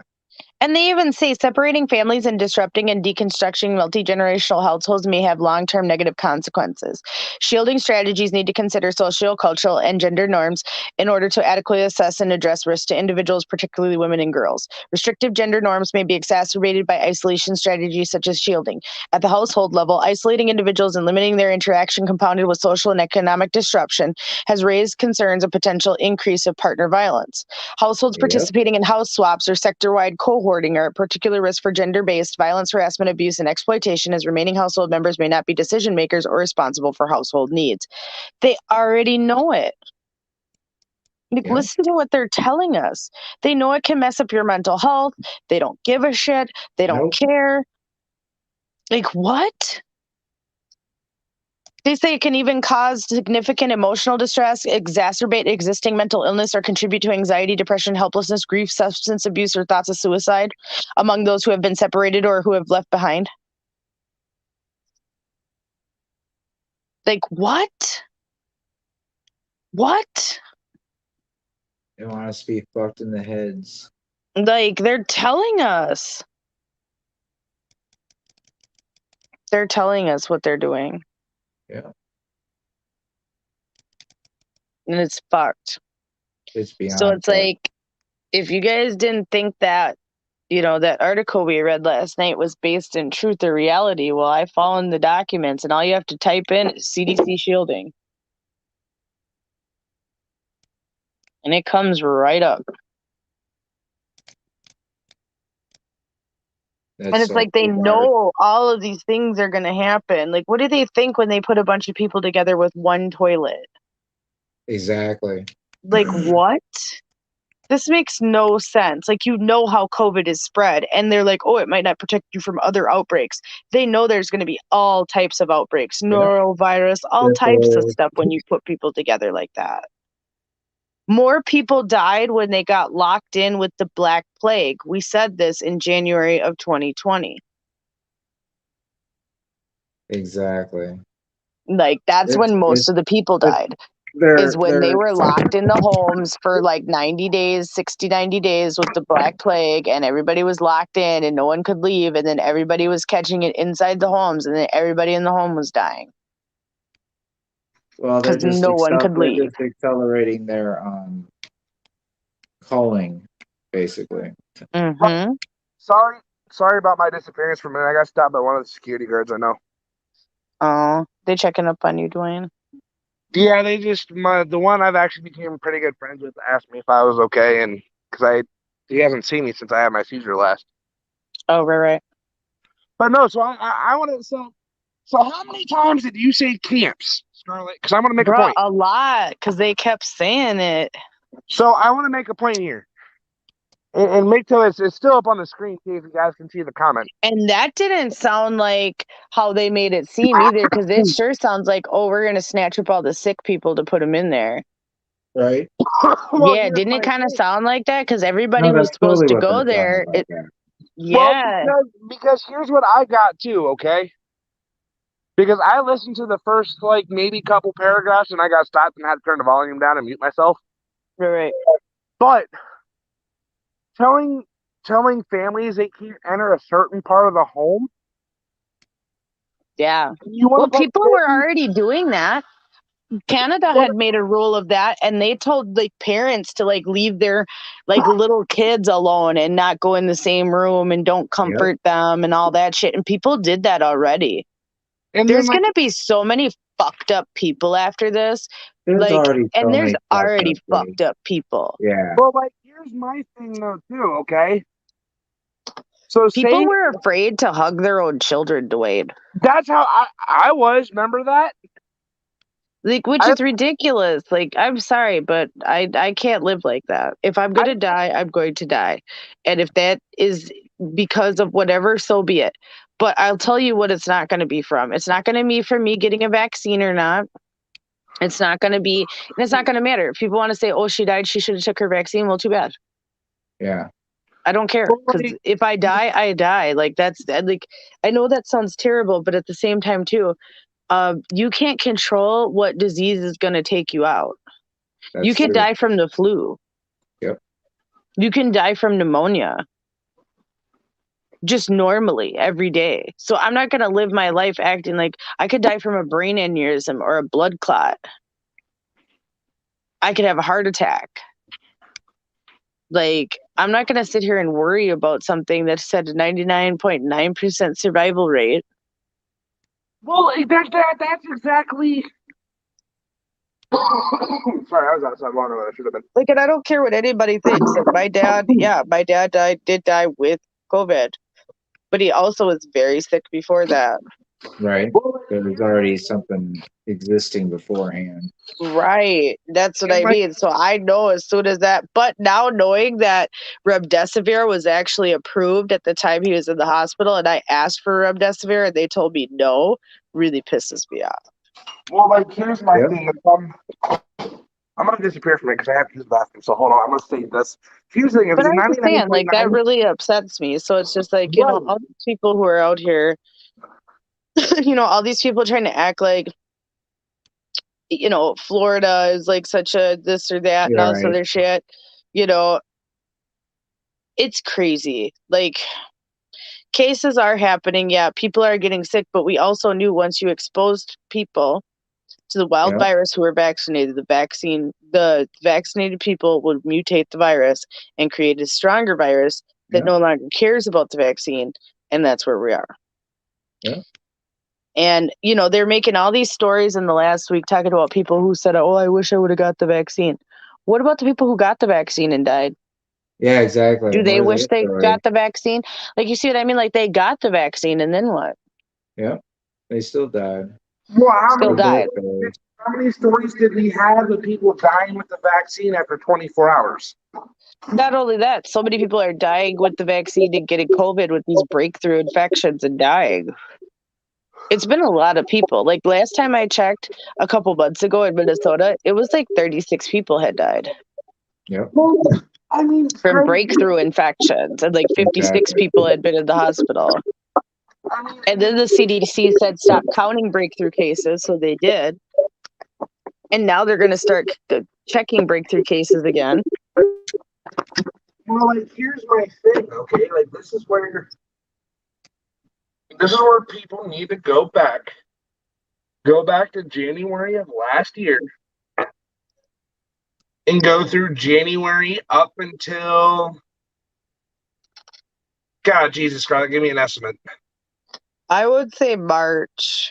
Yes. No, because March is when shit got heavier and the lockdown started happening. Yeah, I know, but I would say through the end of March, because then by April, things were calming down again. Correct. I would say at least the middle of April. Yeah, I would say that's probably about that. Go to the beginning of January in 2019. And 2020. Yeah, 2020. Go from there, from January of 2020 up until middle of April, and go rewatch everything we have fucking said from there on out. Yeah, go watch especially the ones in February where I broke it down by myself. Right. Because I know in those shows where I actually broke down what I thought was going to happen, it's all happened. Well, and then check out, I'll give you That's the sick part about this. I don't like being right, you guys. Like, it really sucks. Well, and then there was that show in March when I was in the hotel room with Kenzie, I have to go back and look at the fucking dates because I remember the fucking date of it too. That's the sad thing. It was like March or something. Here, I'm gonna go look right now. I'm looking at my fucking phone. It was like Because March because weren't you going for like your birthday or whatever? I was going, yeah, it was around my birthday weekend, but Yeah, it was so a that week before that. So hold on a second because yeah, still my like end fucking of calendar. February, early March. It would have But been. anyway, I just don't like being right about these things. It really Yeah. sucks. I hate It was, you know what I mean? Because it was either the sixth, seventh, or the fourth, fifth, sixth, seventh, or the eighth. It was in it's between hard there. to go back and be like, and What the especially for fuck? new people, it'd be almost impossible to explain where I'm at. Like, I'm in the zeitgeist. Like, it's real far. Right. Well, like Scarlett, I remember going back That's why and people think watching. I'm crazy because I get into these like theories deep and like they're not realizing like this is years and years and years of observation at this point. Exactly. Like, Well, I've been into exactly. conspiracies and weird shit since like 2006. Well, no, actually like 2004, 2002. Because And like I I'm got into the Bible codes and shit, and then after that it was like conspiracies, bro. Like and that like was I it. was just a baby. Yeah, you would have been a baby, but I was in high school, and that's when I was like really into it. So I've been researching this shit for years. And then guys, go check out sorry, I'm another show's popping into my go check out the first, I think it was the first 8 hour fucking show we did. Because I remember it was the first show TLO popped on with me. It's actually the first time TLO's ever popped on the network, like on air. Like Right. face. It was yeah, because it was me, Scarlett, TLO, and Stone. Oh yeah, that episode. Go check that out because that was just literally the weekend I got home. That was the weekend I was No, starting. Mikto, look, remdesivir has been approved since October 22nd, 2020. FDA approved, not even under EUA approval after October 22nd, 2020. So it was actually FDA approved at the time Yeah, because I for read people that who were last night. hospitalized. Yeah, because I read that. I read that last night. Correct. So no, like And guys, we've been warning you about this shit since January.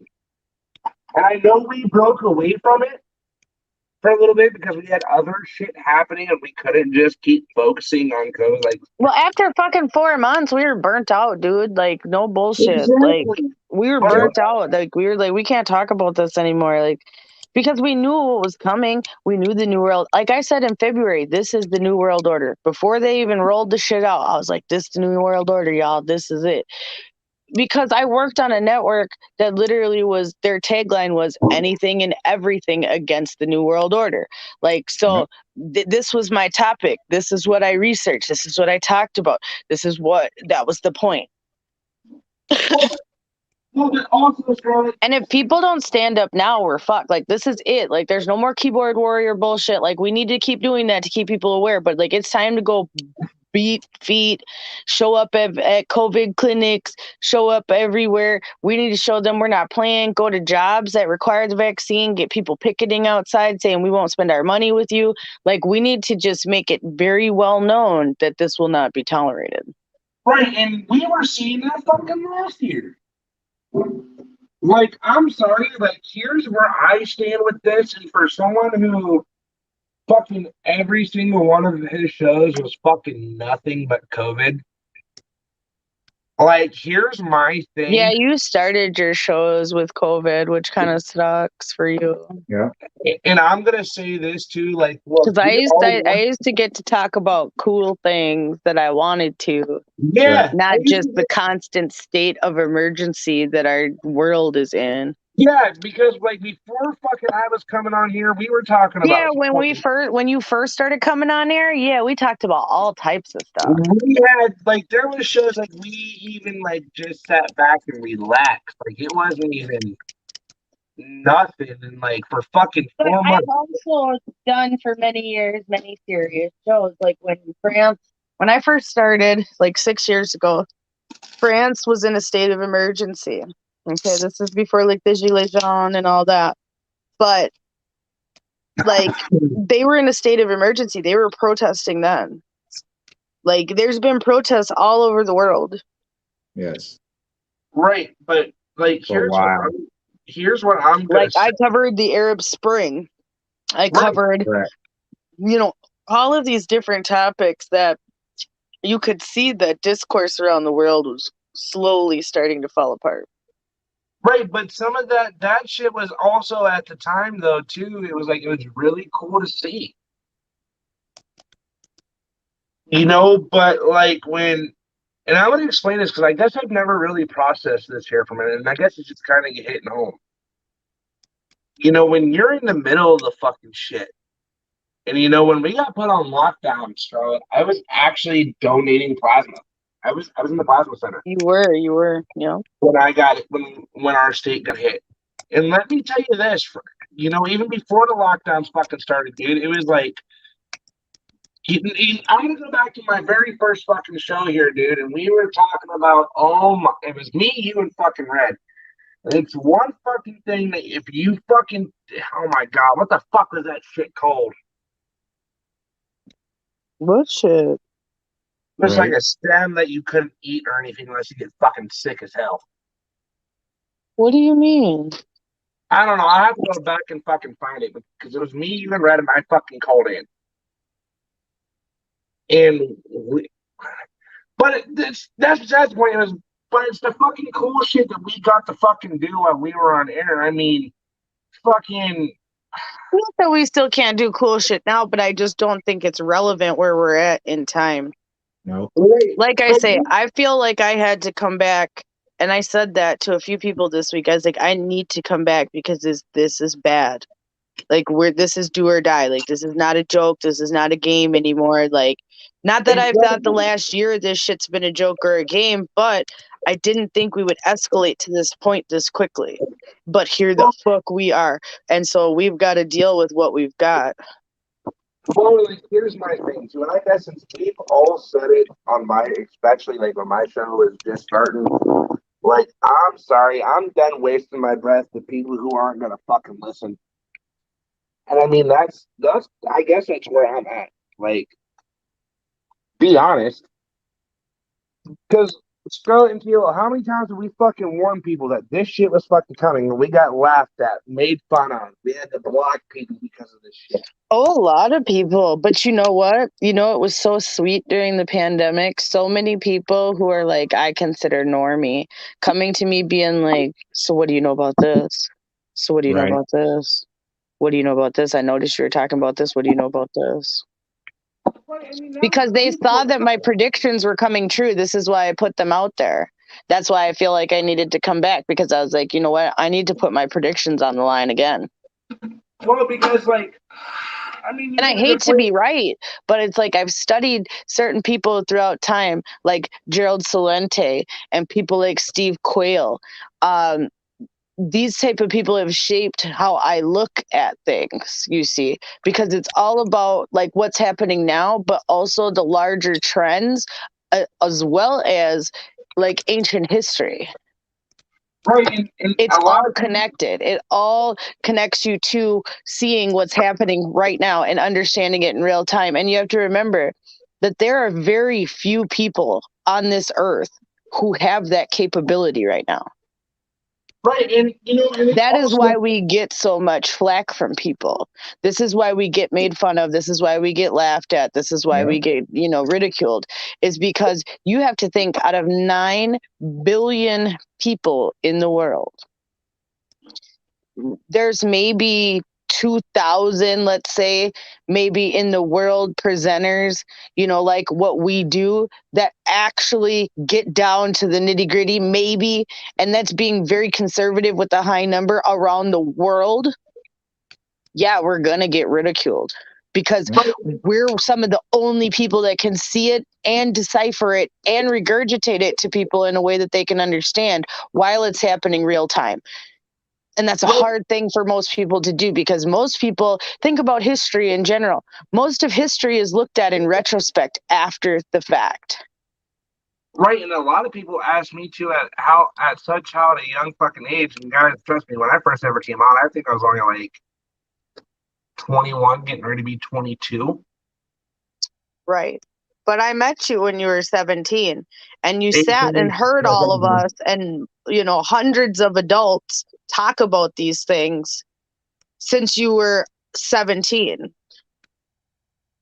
No, I would have just turned 18.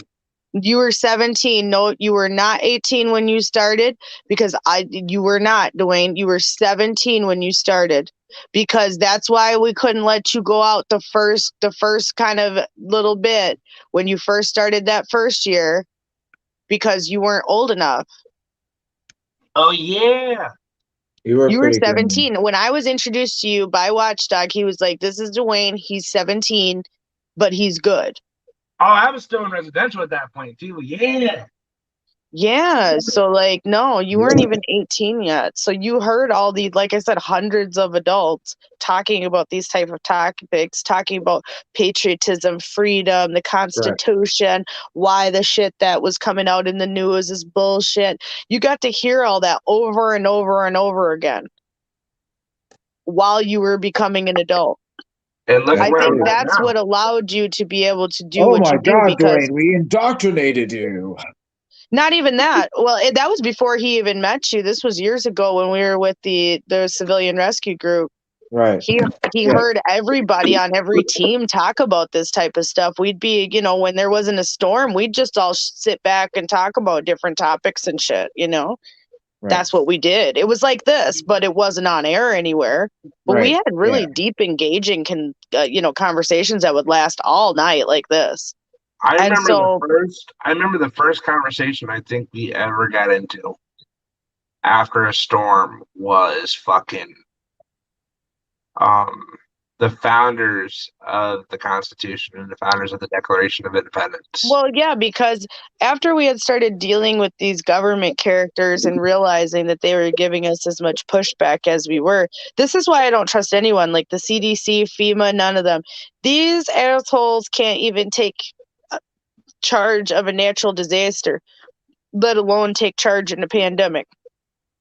When they can't even evacuate a city. Because Let alone. Harvey and Irma weren't until 2018. I'll be right back. So I didn't get to see any of the real action until, so what, that would have been 2015. 2016, I was 18, which is when Irma and Harvey happened. Yeah. I didn't get to really see my first storm until I went down to Texas and Harvey. Yeah. Which was pretty cool, to be honest. It was a good learning experience for you in a lot of ways. Life, death, all of it. Well, you gotta think, when the hurricane was going on, I was only a mile out of the impact zone. So I got to experience the wind, the wind and the water and the rain. Like, I think when Harvey was going on, I stood outside for, I think, at least 15 minutes when the rain was just pouring and you couldn't even see. I think you had mentioned that on a previous broadcast. Yeah, and like I just stood outside for like 15 minutes. And everybody's going like, Dwayne, what the fuck are you doing? And I said I was safe. I wasn't going to get hurt, and I didn't. Like, I knew from the trajectory and looking at all the maps Scarlett was sending me and all the maps I was getting from the teams that weren't down there and looking at that trajectory path and knowing I was fine. Until I went back upstairs and there was a fucking broken window and a fucking conference room chair in my hotel room, but that's besides the point. Right. You know, but that's besides the point. Is I got to hear so many things at a young age that I didn't have, that as I was growing up, as I was getting ready to turn 18 and become an adult, that I learned what it meant to actually be free, to what it meant to actually stand for something, which is why I still get on here That's not like every night like we used to TLO, and it was when we were on every night. Right. When I was in my basement, the nights I'd just be in my basement of my mom's house. Remember that? And I'd be down there for hours. Or when I was at Amanda's, or it's not even like the nights in the riots, TLO. What? We were on for 10 hours one night. Yep. I do remember that. I mean, I've got in a week, we at least logged, during fucking COVID, we logged, if I go back and count the hours, it would be 24 to 30 hours. And I get so many comments like, how are you fucking so young at 22, knowing what you know, and you speak like an intelligent adult? How? And it's because you've hung out with adults. Because I've been exposed to it. Correct. Which is how I'm friends with somebody that's 19 years older than me. In TLO, we can hold intellectual conversations on and off air, and rarely do we ever disagree with one another. Correct. I remember the first phone call we had, and you told me it was after one of the shows, the first ever actual phone call we had. You told me, like, look, if anything ever fucking goes down and you need to escape, I'm right there. I got you. Yep. There's been times TLO's been that has out, and I'm going to bring up conversations that I normally don't ever say, but there's been times TLO's wanted to stack me because of shit that I've been going through. Absolutely.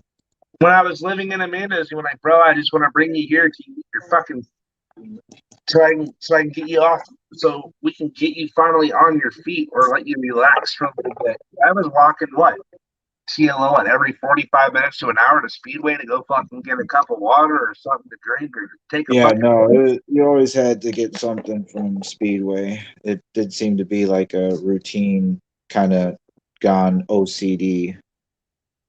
Because we had no functioning bathroom, we had nothing, and it's just looking where I came from now to where I'm independent, I'm on my feet.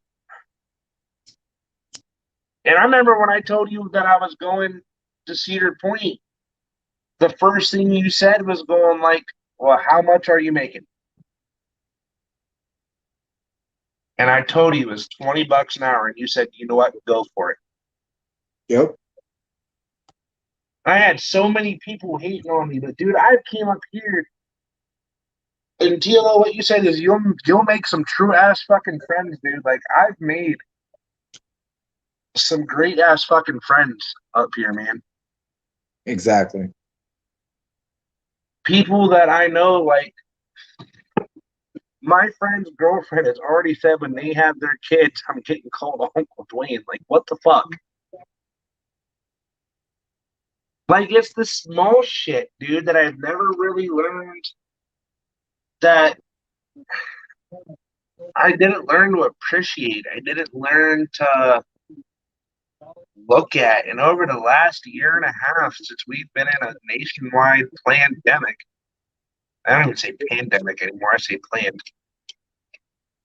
Well, that's the thing, Dwayne, is the young generation or the youthful generation don't have an appreciation for the small things. Like, they really don't. And that's why you have like all sorts of broken relationships, all sorts of broken families over stupid little shit. Like, dude, and I'm like, I never used to be able to make money last. Everybody knows this. Like, dude, and like, out of $50 that I've had for the past 3 days, dude, I've only spent probably 20 of that on drinks and stuff. Right. And then another 10 on drinks tonight because of the fact that I had to stock my refrigerator back up and I'm almost out of drinks again because bronchitis fucking dehydrates your goddamn body like a motherfucker. But guys, what we're trying to tell you is, I'm going to repeat the same thing I first said, and I remember this to the fucking T. And TLO was actually, he went quiet for a couple minutes when I said this, is that I have learned over the past 5 years, the government truly does not give a fuck about you. And I shocked TLO with that. That the only thing they want to do is take your money, tax the fuck out of you, and then raise the price of living to where you can't afford to live anymore. To where there's, for some people, there's only options. Fall down so far enough, you want to kill it, that you finally take your life, or to where you end up on the streets homeless and you die. And I refuse to live like that today. Well, that's all. The whole thing is it's all manipulation, and the government has traditionally been some of the biggest culprits of that behavior. So, I mean, you got to think about. I mean, you got to look at people need to look at reality, and like people need to look at reality so much that they need to see. And I got to turn my brightness on because now I have you connected to the top of my bed because I'm actually laying in my bed. I'm tired of sitting in a fucking metal chair. it gets old. It does fucking sitting in a metal chair for 3 hours it does get fucking old. And like people, and like another thing, TLO, and like I'm gonna say this now, I haven't touched a game system. I've only touched a game system once in the past month and a half that I've been gone. Oh, I'm touching a game system right now. I hear the controller. What are you playing? Halo Reach. Yeah. You know, it's like people fucking don't understand like why someone my age has fucking, and I'm stuck, and sorry, and for all the haters out there that are gonna hear me say this, why can I appreciate the little things at 23 years old when there's such a bigger picture outside of life? Why? Because it's not the big things that matter. The only thing that matters to me is the people who truly care and the clothes I have on my back. Right. Because I know at the end of the day, if I'm ever in trouble, and I know if I ever fucking become homeless and I need a fucking place to stay, I know I got 3 places I can go to. I can go to TLO. I can go to Scarlett's, or I can go to Thames. Right. I know if anything was to happen to where I didn't have a place to live, or I'm going to throw the extreme out there. If something ever happened to my son and I needed to get away, like say if my son ever passed away, I know I have safe spots. I can get him like, look, I need to get up and go. Yep.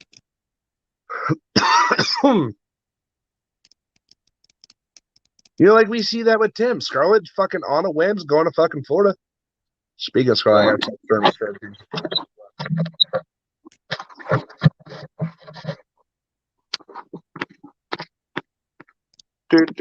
Do.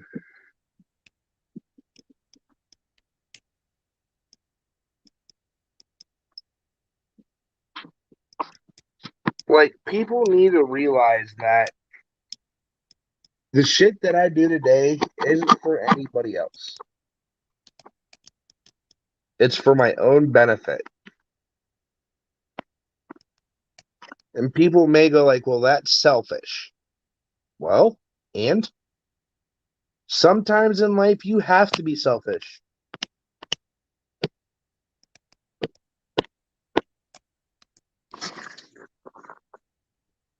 Because there's an old saying from a movie, and TLO's going to know the movie I'm saying.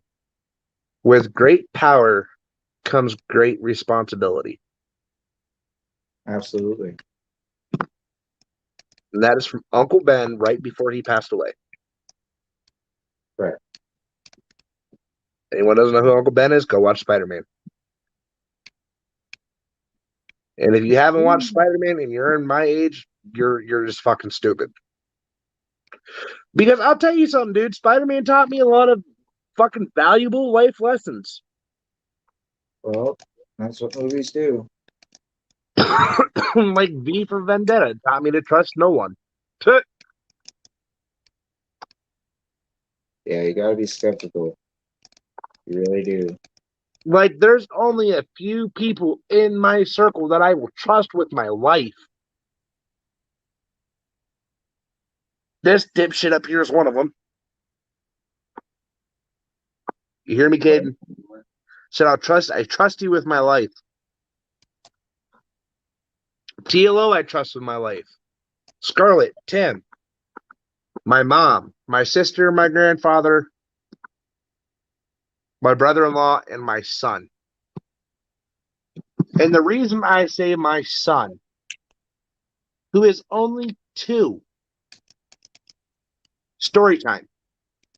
I had a really bad I thought that was the rice guy.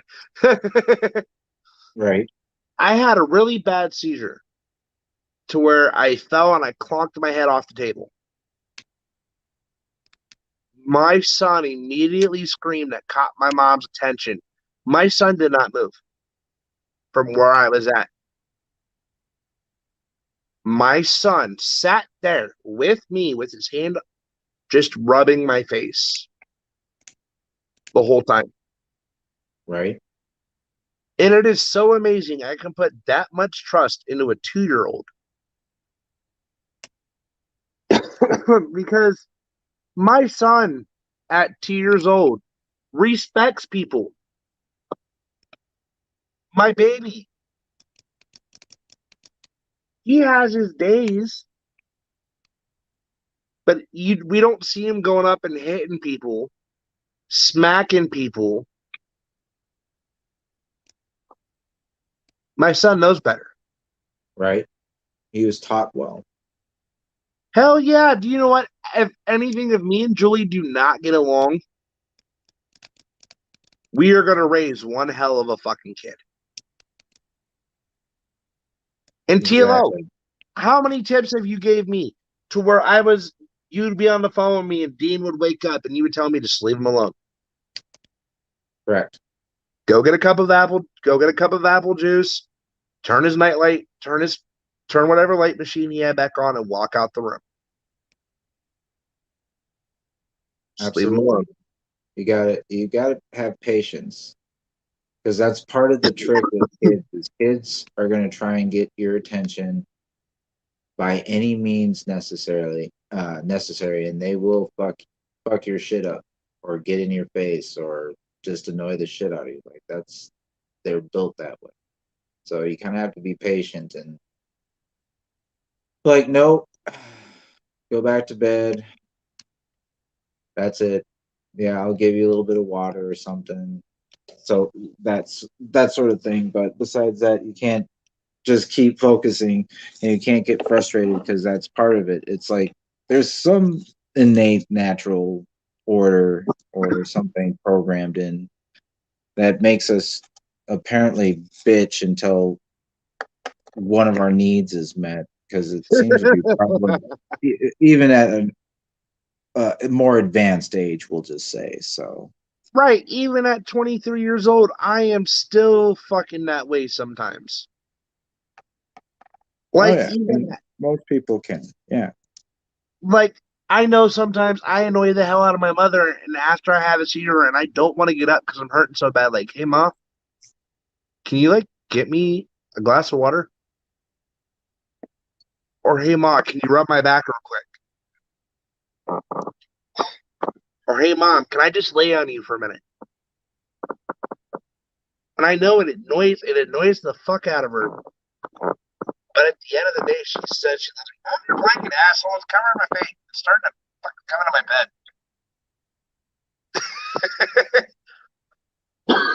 bed." Sorry, I was yelling at my. What the fuck, Caden? I'm gonna fucking kill you, dude. Sure, fucking sheet the fucking end of the bed. Fuck. Like here, I'm gonna show you. This is fucking funny as hell. So I'm laying in my bed. Oh, and then Pam, I forgot to answer your question. I no longer live at home.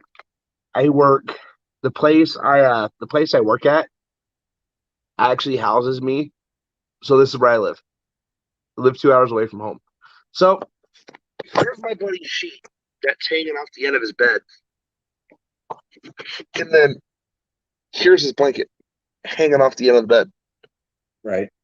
And there are nights, dude, that I'll fucking roll over and his blanket would be so far down that I'll roll over and it just smacks me in the face.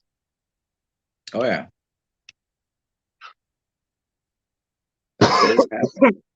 Or like I get picked on for having him.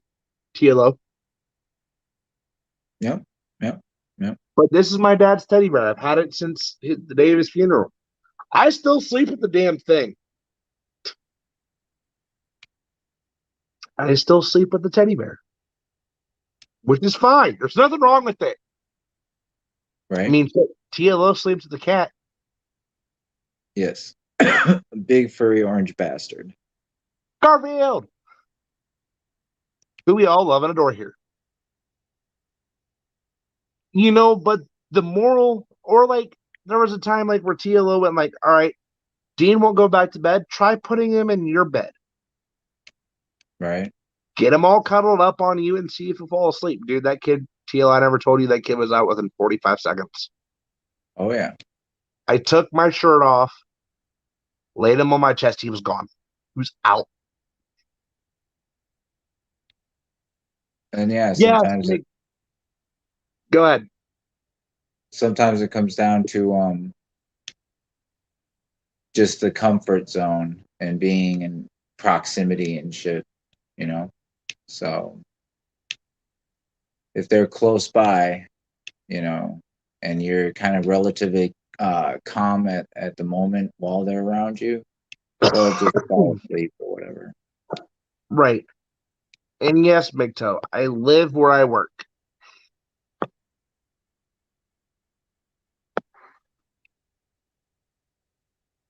I do live where I work. And it's fun as fuck. I love it. He makes the big bucks now. $20 an hour, baby. Yeah, that's good. That's not anything to scoff at or whatnot. Some people would. Nah, even though this paycheck's gonna be fucking hell. I think most people's are coming up here. I'm not sure why, but it seems prevalent. Well, I think I've only worked. I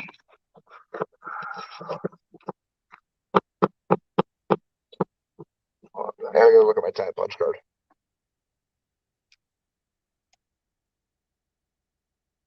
Time punch. The fact you can do all this from an app is kind of scary. Right? I've only worked like 14 hours. Really? Yeah.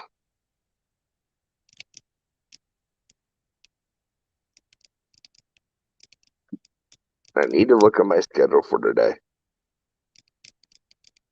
See what time I work today. 3:30 to midnight. Woohoo! Really? Is that how you drive, woman? Oh, Jeebus. Online. What was that? What are you doing? Playing the campaign? Yeah, I'm playing the campaign, and this female character is just an atrocious driver. What level are you on? Oh, I'm just starting the game over. Because it was cheesing me off. The settings were kind of all wrong. So, do you play introverted or do you play introverted controls or regular controls? Regular controls. So let me see if I remember if the controls are right for Halo. I know you can't run in Halo Reach unless you have the ability. Yeah. Well, yeah, and you also have to like squat too. Which to It's a pain in the ass. To aim in, I believe you press the right analog stick in. Yes. Rifle butt is the left analog stick. Yep. Jump is A. Switch weapons is Y. Reload is fuck. Reload is B. I just got in his ass with the shotgun. Reloading is B. Shot it to the head. Shooting is LT. No, RT. Right. Yeah, right trigger. Grenade is what? LT? Yeah. It I don't is remember. the left trigger. Damn I it, don't give me remember. another freaking shotgun. I don't remember what RB and LB is used for. Really? I don't get any shotguns? No, Fucking, fine. I remember. The one thing I loved about Halo Reach is fuck is it? It's like the zombies thing where you can just fucking run around and it's like survive waves. Yeah. It's one of the first games that had it. I fucking love that, dude. Me and my friend would sit down. I think we put it on unlimited, and we survived like 20 waves. Wow, that's impressive. But you get them big fuckers, not grunts, elites. Yeah, the leads. Oh my god, they're a bitch and a fucking half. Oh, yes, they are. Right now, I'm dealing with some fucking banshees. Ooh, have fun. I got his ass. There's one Halo I did not like. Well, so far, this is my least favorite Halo. Because you can't run. Huh? Because you can't run. Well, I mean, there's a lot of little nitpicky annoyances for me, but I mean, the storyline so far hasn't really impressed me. I've gotten about halfway, and I just started over just because it was giving me shit. Oh, you really Um, gonna give I know me what game fucking I'm getting you here soon, TLO. what's that? Halo 4. It's already ordered. Fuck you, you son of a bitch. Oh hell yeah! I ordered that shit right away. What What about else do Grand I Theft have? Auto 5? As I said, I have that Godzilla Destroy All Monsters. That's ordered. That was $50. Still? Huh? Oh yes. That's No, still. actually more so. I'm surprised it's not more. Because to be quite honest, it's a very popular game and they don't really make it like they used to, so to I speak. I want to get you fucking. Did you order Grand Theft Auto 5 yet? No, I have not yet. I have a copy of it at my house. So when I go home, if you don't have it by November, I'm sending it to you. I'm going to put it in the mail. Will somebody please get him so I can snipe this fool? Oh, I'm just gonna let these guys run up on you, Mr. Schultz. Get off me. Oh, of Like course. now, this is the time we're just bullshitting and relaxing, waiting for Scarlett to come back. Right? She is coming back, right? Or is she Yeah. got to deal with stuff? No, she said she's coming back. All right. Yeah, no. If I don't hear from her for like the next 15, 20 minutes,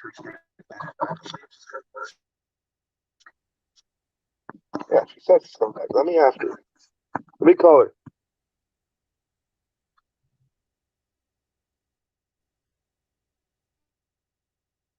Yeah, I gotta figure out some of the some good RPG. I don't know. After Final Fantasy X, I don't know. They just got kind of goofy. I don't know. So I have to find some sort of replacement for that.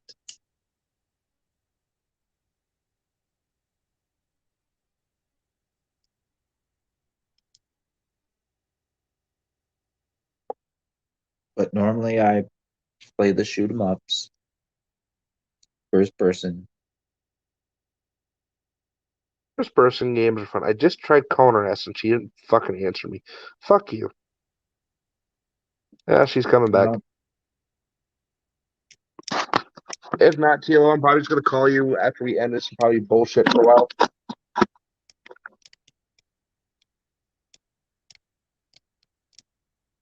She said she was coming back. She's not in the waiting room. right. She said, "Give me 1 minute and I'll be right back." The fuck you just throw at me, Caden? The fuck did you just throw? The fuck? Yeah, right. That was bag of fucking Skittles.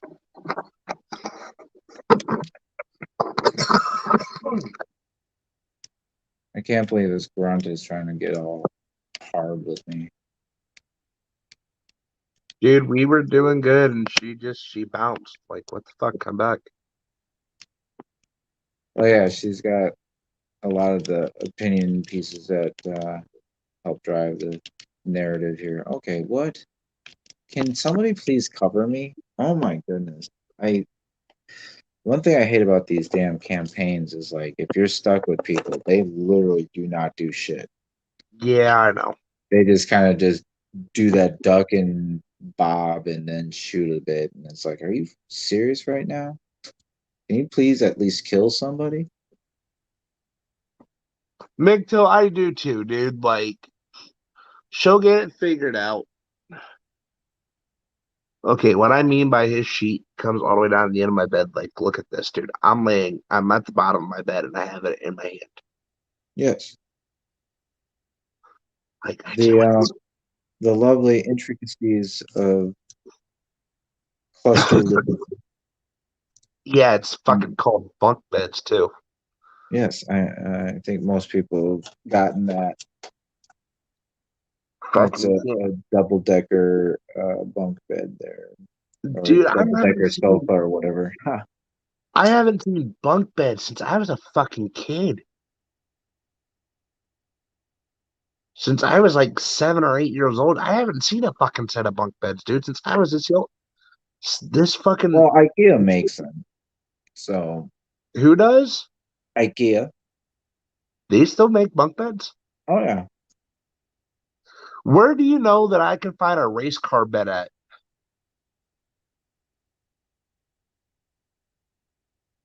Well, to be honest, here in Minneapolis, you could find any old race car bed at any sort of just freewheeling furniture store on any given corner. So once Scarlett comes back, she can attest to that. Because I'm getting one for Dean. Well, let me look into it, and there might be some way we can get one shipped to you from Minneapolis, because I can guarantee you I could find one here. Because if I can get Dean a race car bed, because he has one at his mom's. I need like one with you. Yeah, and he would, yeah, when we get our new place, he would like one with me. And I want Dean.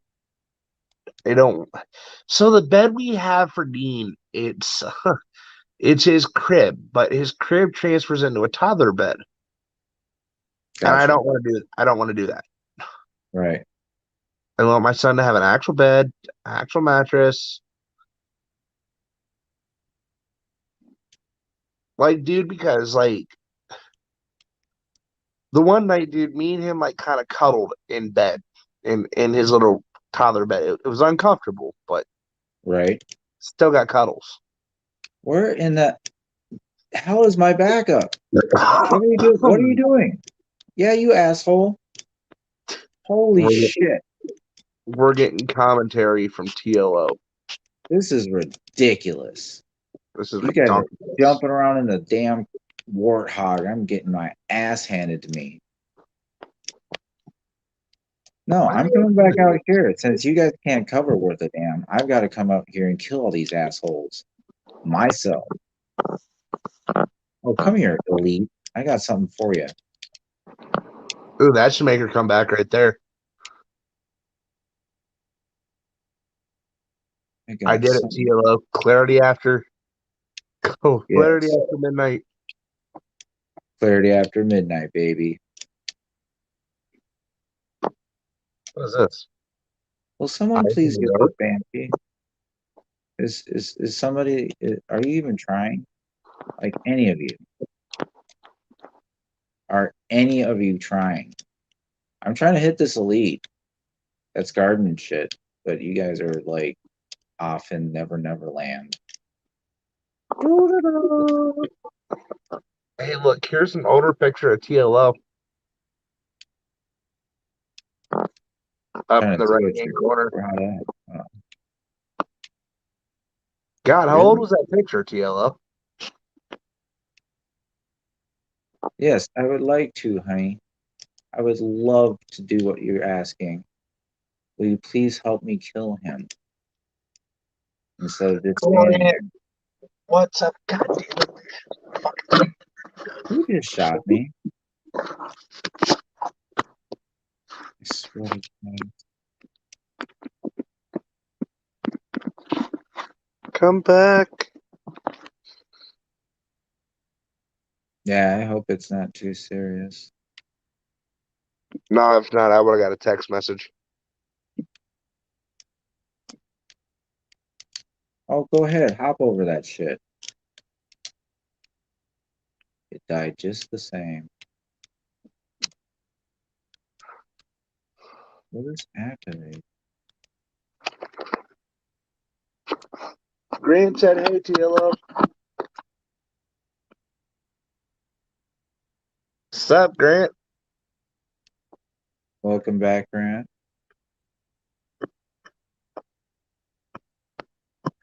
Welcome back, sir. Will you two idiots get in that fucking warthog and I will take this Banshee. Thank you. Get in there. Go ahead, get it. No, no. Where's the woman? What is the woman doing? Why is she standing there like an idiot? What are you doing? You, what are you doing? Cat, let's go. I will run your ass over with this. Stop it. Me and TLO are the same way when we play video games. It's freaking ridiculous. All right, Dude, you follow me since you're the only one who seems to want to do anything. TLO, you want to show him some of the gameplay? Oh, I don't have a Twitch thing or anything. Oh, fuck yeah. Dude, I'm going to buy you an Xbox One so you can stream off of Twitch. Well, the plan is because of the way things are, I am going to have about $2,000 extra in the next, I'd say, month. And so I'm going to be setting up the Xbox One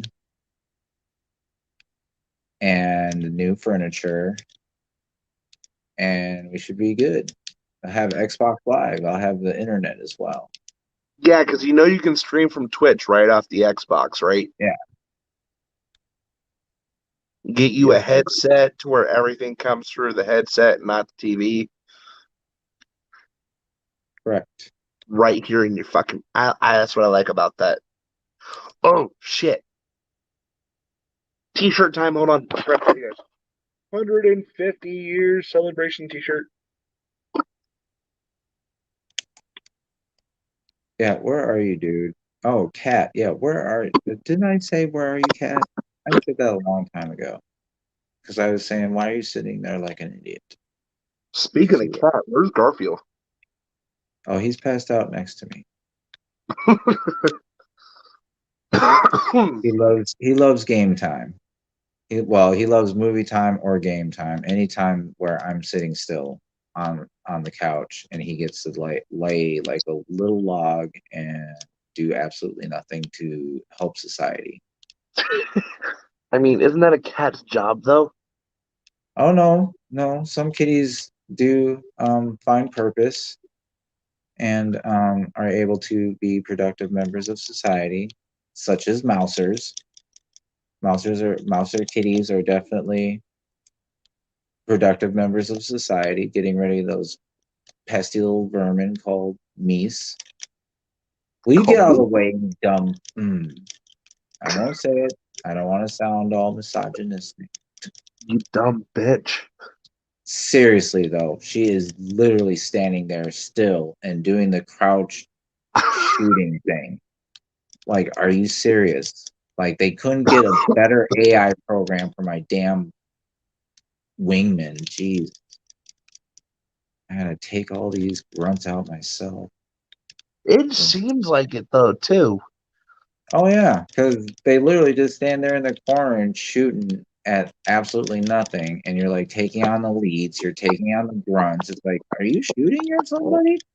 Like seriously, like when I'm with somebody, I'm supposed to get somebody covering for me. So they're shooting, giving me suppression fire for all these other idiots, like the grunts, while I can handle the elites. But no. Standing there like a bunch of fucking chalkboards. Oh yeah, that's right. This part where there's the damn berserkers. And of course you give me no frickin' weapons. Oh, yep, and they got the guns. Of course, I forgot about that. Nope, I have to pick up another gun because you don't give me shit. Halo 4 is better because you can actually run. Yeah, Halo 4 is infinitely better than Reach. Like in pretty much every aspect, to be honest. And you don't have stupid AI bots that don't help you. Yeah, this is ridiculous. I mean, I could write a fucking memoir how useless this woman is. Like, it's just fucking unfathomable. Like Shit. Garfield is contributing more to this battle than this computer generated woman. Like seriously, Garfield. Well, that's because also Garfield's keeping you calm so you don't wake Garfield up. I can get pretty feisty when I need to be, and he stays asleep. So What? Garfield doesn't get pissed off if you wake him up? now he'll usually look at the screen. He'll be like, "What's going on?" And they'll see what. Oh, you're playing Halo.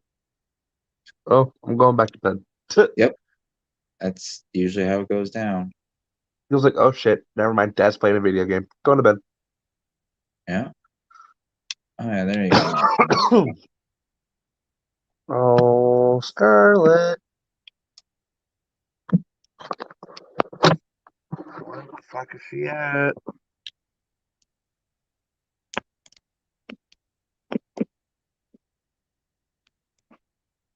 Oh yeah, no, I know you want to shoot that green shit at me, but I'm not in the mood. Oh, you son of a bitch! I hate that ricochet shit. I hate it, can't stand it, don't like it, don't want it. For real, that was just a waste of material. Okay, I'm gonna disappear out of the studio real quick. Well, I was about to say, why don't we end this? Since Yeah, and we'll just do another one tomorrow night because I'm off. yeah, correct. All right, guys. So unless Scarlet pops back in here somewhere between intro and outro, between the outro, we're killing this piece, and then me and Teal are just gonna bullshit. So, guys, I will catch you guys later on the next one. Thank you guys for joining us here at the Freedom Revolution Network, the Night Talk here on the Freedom Revolution Network. Thank you guys so much for your guys' support and for you guys sticking with us when we're kind of not when we're kind of MIA doing our own shit. But guys, thank you so much. It's been great having the Night Talk officially back and knowing my days off to do it. Thank you guys so much. TLO, you have anything to say? Just stop being stupid and listening to people on Twitter. Like seriously, or in television. Right. Anything else? Nope, that's it. All right, guys, from the seas to the skies, and from the great east coast of Ohio. From the and from the Great Lake. Good night, y'all.